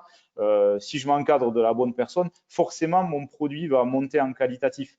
Je pense qu'il faut pas raisonner, il faut raisonner en termes de qualité de produit et que par rapport à ça, la qualité du produit ne peut être augmentée qu'à partir du moment où d'autres prestataires rentrent en jeu. Et ça, je pense que c'est aussi une source de réussite et le fait aussi de pouvoir passer à une étape suivante dans cette crise. Moi, ce que je retiens quand même, c'est que quand on entend Jérôme au départ, Adrien et vous, Damien, c'est que la notion de réseau, là, elle est quand même clé, quoi. Le réseau local, la capacité vraiment de travailler en intelligence collective, c'est de là que sort la plupart du temps la différenciation, la capacité à apporter une vraie valeur ajoutée en termes d'offres et en se centrant vraiment sur le client. C'est-à-dire que finalement, le client, moi, je mettais dans les besoins, le dernier besoin que j'avais posé, c'était la fluidité. Et finalement, quelque part, est-ce que c'est pas ça que vous apportez? Alors que ça soit un hébergeur, que ça soit un prestataire, une agence de voyage, potentiellement ça, c'est ce qu'il apporte. Est-ce que tout le monde doit jouer ce jeu-là? Ou est-ce qu'à un moment donné, finalement, moi je retiens aussi que l'hébergeur, là, il change de casquette, il est multicasquette, il fait pas tout. Par contre, il a vraiment ce rôle de dépasser juste le stade de vendre en ligne, quoi. On est d'accord? C'est la clé quand même. Complètement, dans le sens où de toute manière, il faut se dire aujourd'hui aussi que nous, le client, on a un devoir de conseil, entre guillemets, c'est-à-dire de pouvoir à un moment donné l'adresser au bon endroit qui va peut-être faire la différence. Mais je pense que nous, en tant que professionnels, on pourrait avoir tendance à se recentrer ou à se recroqueviller sur nous parce que on est dans une crise difficilement gérable, et donc du coup à s'isoler. Alors que, après c'est mon opinion, hein, mais je pense très sincèrement qu'au lieu de s'isoler, mais de fonctionner en s'ouvrant peut-être avec la création de produits un peu plus élargis, qui au final ne coûtent pas plus cher, mais subliment le produit avec d'autres prestataires, peut du moins apporter une solution sur une clientèle qui cherche de l'authenticité, qui cherche aussi du conseil, vivre, comme je le disais, une expérience, et que par rapport à ça, la notion de réseau, comme l'avez abordé, enfin, comme tu l'as abordé, est primordiale. Et un réseau élargi, parce que on peut pas, à un moment donné, aussi rester très sectaire, local. Je pense qu'on a une richesse de prestations dans notre région qui fait que ça peut être des points forts. Alors, moi, ce que je vous propose là, le temps tourne, on a fait quand même un tour d'horizon, tout ça. La question Après, je après. terminerai juste sur une chose parce que je voulais quand même le spécifier. C'est notamment Ouais. sur le business plan qu'on peut avoir sur du long terme. Là, je pense qu'il faut se référer aussi avec ce qui va se mettre en place dans une deuxième partie sur 2021. Puisque si on a une campagne de vaccination aussi, et je pense que ça aussi, c'est quelque chose à prendre en considération, forcément derrière, ça va libérer des espaces. Ça va peut-être faire aussi libérer une clientèle étrangère qu'on n'a pas eue cette année. Donc, l'amalgame des deux, je pense qu'il faut aussi être en capacité de fonctionner avec la période et ce que ça peut engendrer derrière. Donc, quand on parlait tout à l'heure d'anticipation, il faut aussi anticiper avec ce qui va se faire les préconisations et qu'est-ce qui va être mis en place justement à cette sortie d'isolement pour bien l'anticiper. Ça veut dire qu'il va falloir vite aller, si la campagne de vaccination est lancée, on va reséduire une clientèle étrangère, donc on va avoir des produits à lui proposer. Il ne faut pas non plus délaisser la clientèle locale.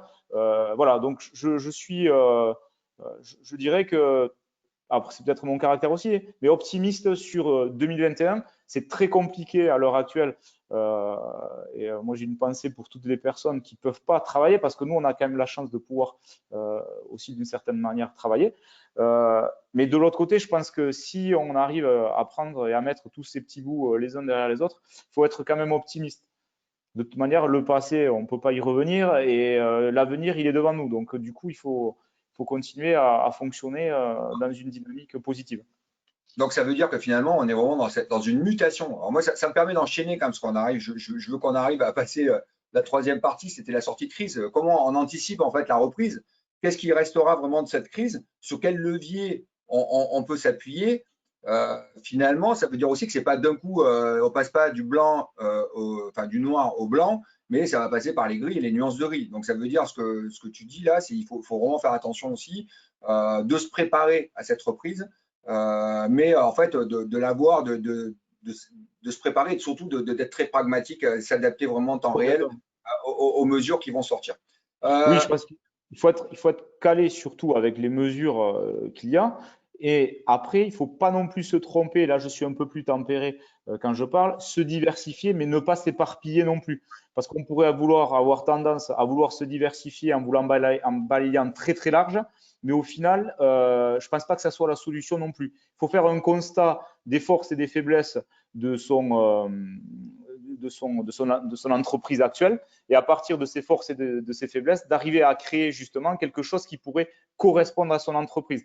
On ne va pas aller essayer de s'implanter sur un marché qui n'aurait pas de sens par rapport aux prestations que l'on peut proposer. Donc, je pense qu'il faut quand même garder un pragmatisme par rapport à ce qu'on est capable de proposer, pour aussi rester dans une logique de développement et ne pas risquer aussi d'être déçu à la sortie, parce que en voulant balayer large, du coup, on perd en qualité.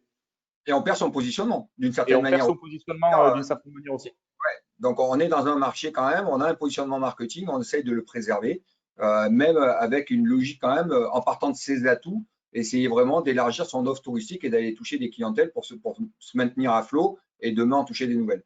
Merci Damien. Merci à vous. Et courage à tout le monde. On va encore un peu continuer. On est à la limite, mais on a démarré un peu plus tard justement. Alors Jean, tu es encore là?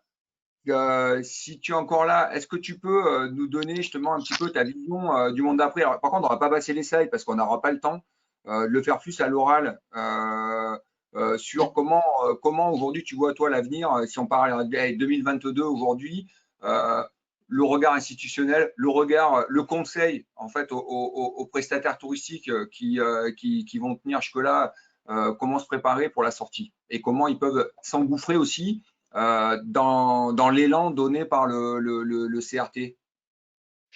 Alors moi, je dirais trois choses. La première, c'est que je pense qu'on ferait une grosse erreur en pensant que la crise n'est que conjoncturelle et qu'il n'y aurait rien de structurel dans cette crise. Il y a des choses structurelles qui étaient déjà sous-jacentes avant, et on voit que finalement, quand la crise nous tombe dessus, ce qu'on appelle la résilience, et dans l'économie touristique, c'est quelque chose qui est très important, peut-être plus facile à engager que dans d'autres secteurs, en tout cas la mutation, quand elle est prise je veux dire avec intelligence, avec une capacité d'analyse, à travers les témoignages qu'on a eus juste avant, on arrive à finalement casser une partie des effets de la crise. Alors, structurel, parce qu'il y a plein de choses qui vont changer. Alors moi, je vais pas me lancer dans ce que sera le tourisme de demain, parce qu'on va quand même faire celui d'aujourd'hui avant de faire celui de demain, et qu'il y a beaucoup de choses déjà à faire. Mais ce qui est sûr, c'est que, en tout cas pour des acteurs comme des acteurs institutionnels, il faut qu'on admette, et ça fait sens avec la résilience, que finalement, le client, il a une capacité d'adaptation bien plus forte que des acteurs que nous sommes nous, qui sommes un peu figés, un peu statiques. Alors, c'est pas facile de dire on n'a plus besoin des remontées mécaniques, et c'est surtout pas ce que je vais dire, Mais je reviens quand même sur le chiffre que donne le groupe Decathlon, qui dit voilà, on n'a plus de stock en ski de rando et en raquette parce que les gens se sont précipités là-dessus. C'est-à-dire qu'eux, ils ont été capables de s'adapter comme les Parisiens se sont adaptés au vélo quand il n'y avait plus de bus ou plus de métro. Et puis, quand les bus et les métros sont revenus, les vélos sont restés. Donc, il y a quelque chose d'important par rapport à ça à prendre en considération, c'est qu'il faut aussi faire confiance à nos clients pour être en capacité de s'adapter. Ils ont cette force d'adaptation, autant d'ailleurs que les sessions professionnelles, qui l'ont certainement plus que nous. Le deuxième point, c'est, tu l'as dit tout à l'heure, ça fait référence au positionnement. Il faut qu'on affiche une différence. Le positionnement du CRT autour de l'occitalité et des valeurs de convivialité qui vont derrière, renforcées aujourd'hui par le voyage qui fait grandir et de revenir à l'essence même du voyage, qui est la rencontre, le lien social, c'est quelque chose qui, à mon avis, prépare l'Occitanie de manière assez positive. En tout cas, moi, j'y crois beaucoup pour la suite.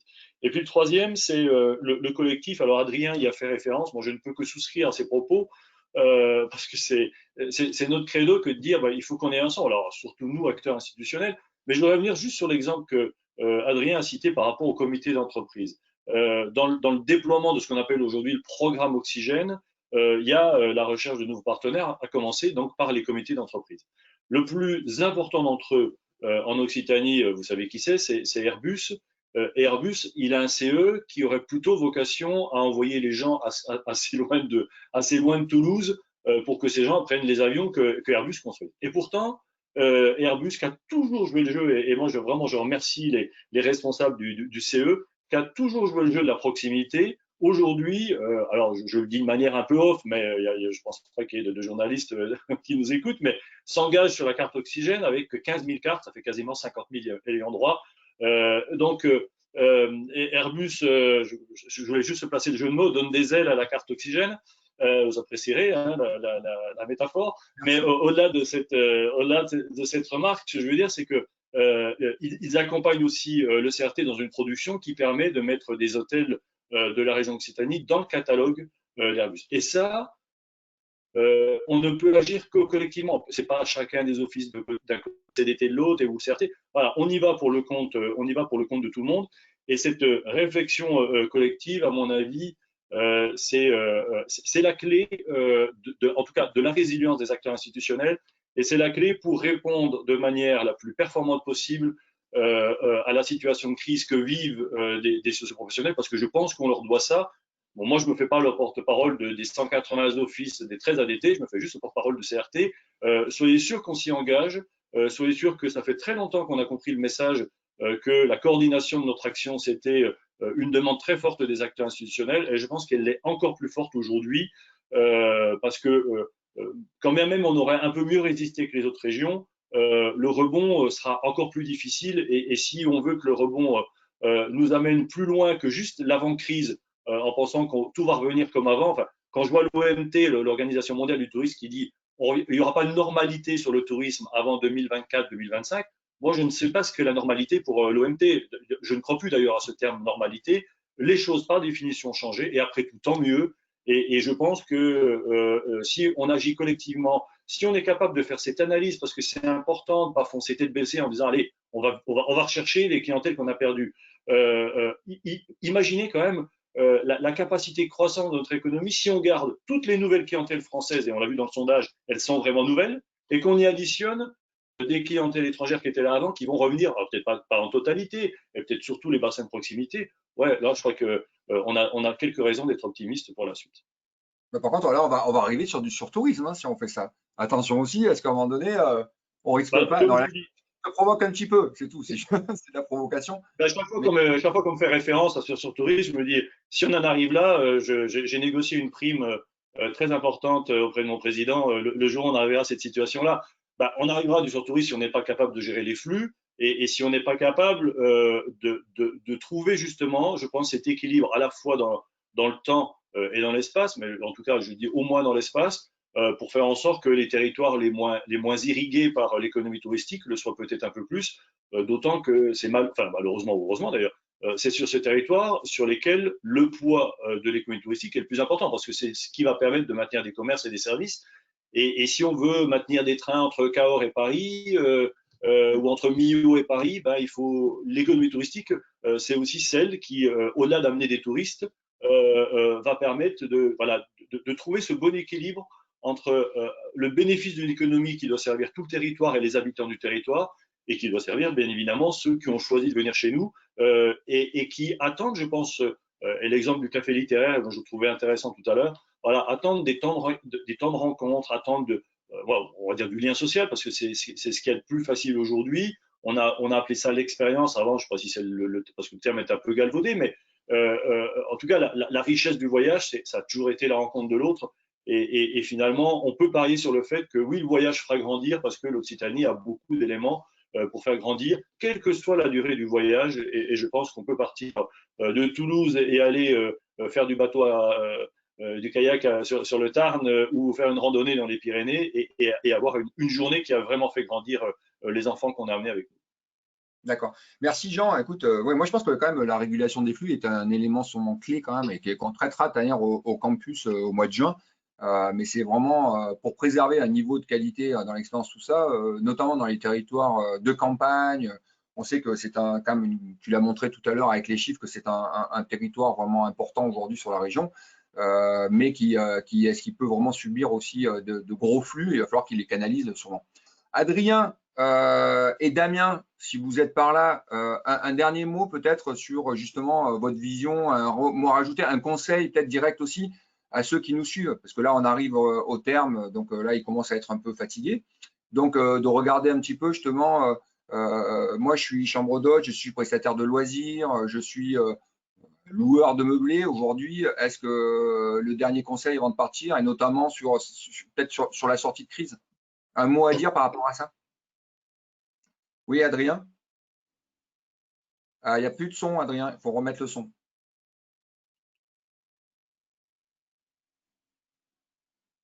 Allez-y. Ouais, je ne vous entends pas, moi.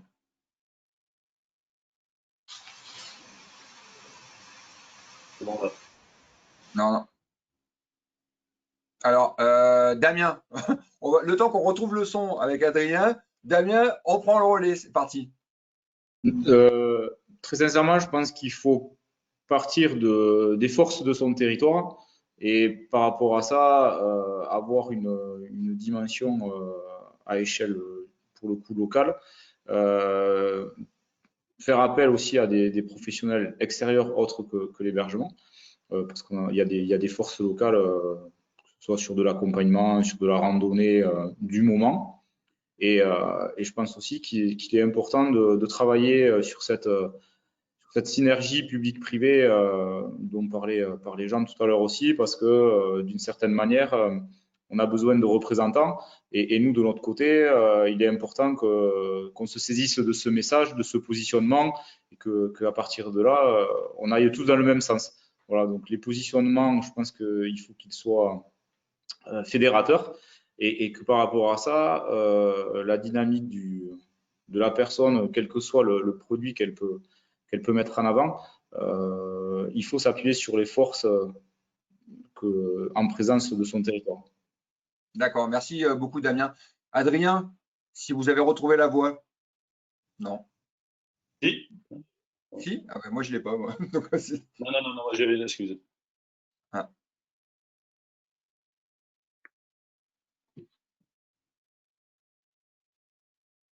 Bon, alors là, ceux qui savent lire sur les lèvres pourront nous faire passer le message. Mais là, je suis désolé, Adrien. Je suis sûr que le témoignage était vraiment intéressant. Moi, ce que je retiens un petit peu, on va arrêter là ce webinaire. Ce que je retiens quand même, c'est que à la fois l'institutionnel et finalement les prestataires privés, ils sont dans le même bateau.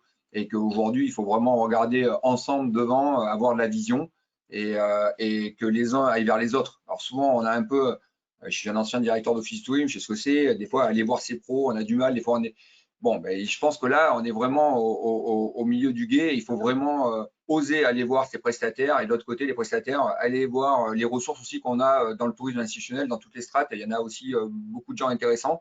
Et c'est sûrement là-dessus aussi que, en regardant dans la même direction, on sortira la tête haute de cette crise. Et puis, avec une vraie plus-value économique, j'espère, à long terme.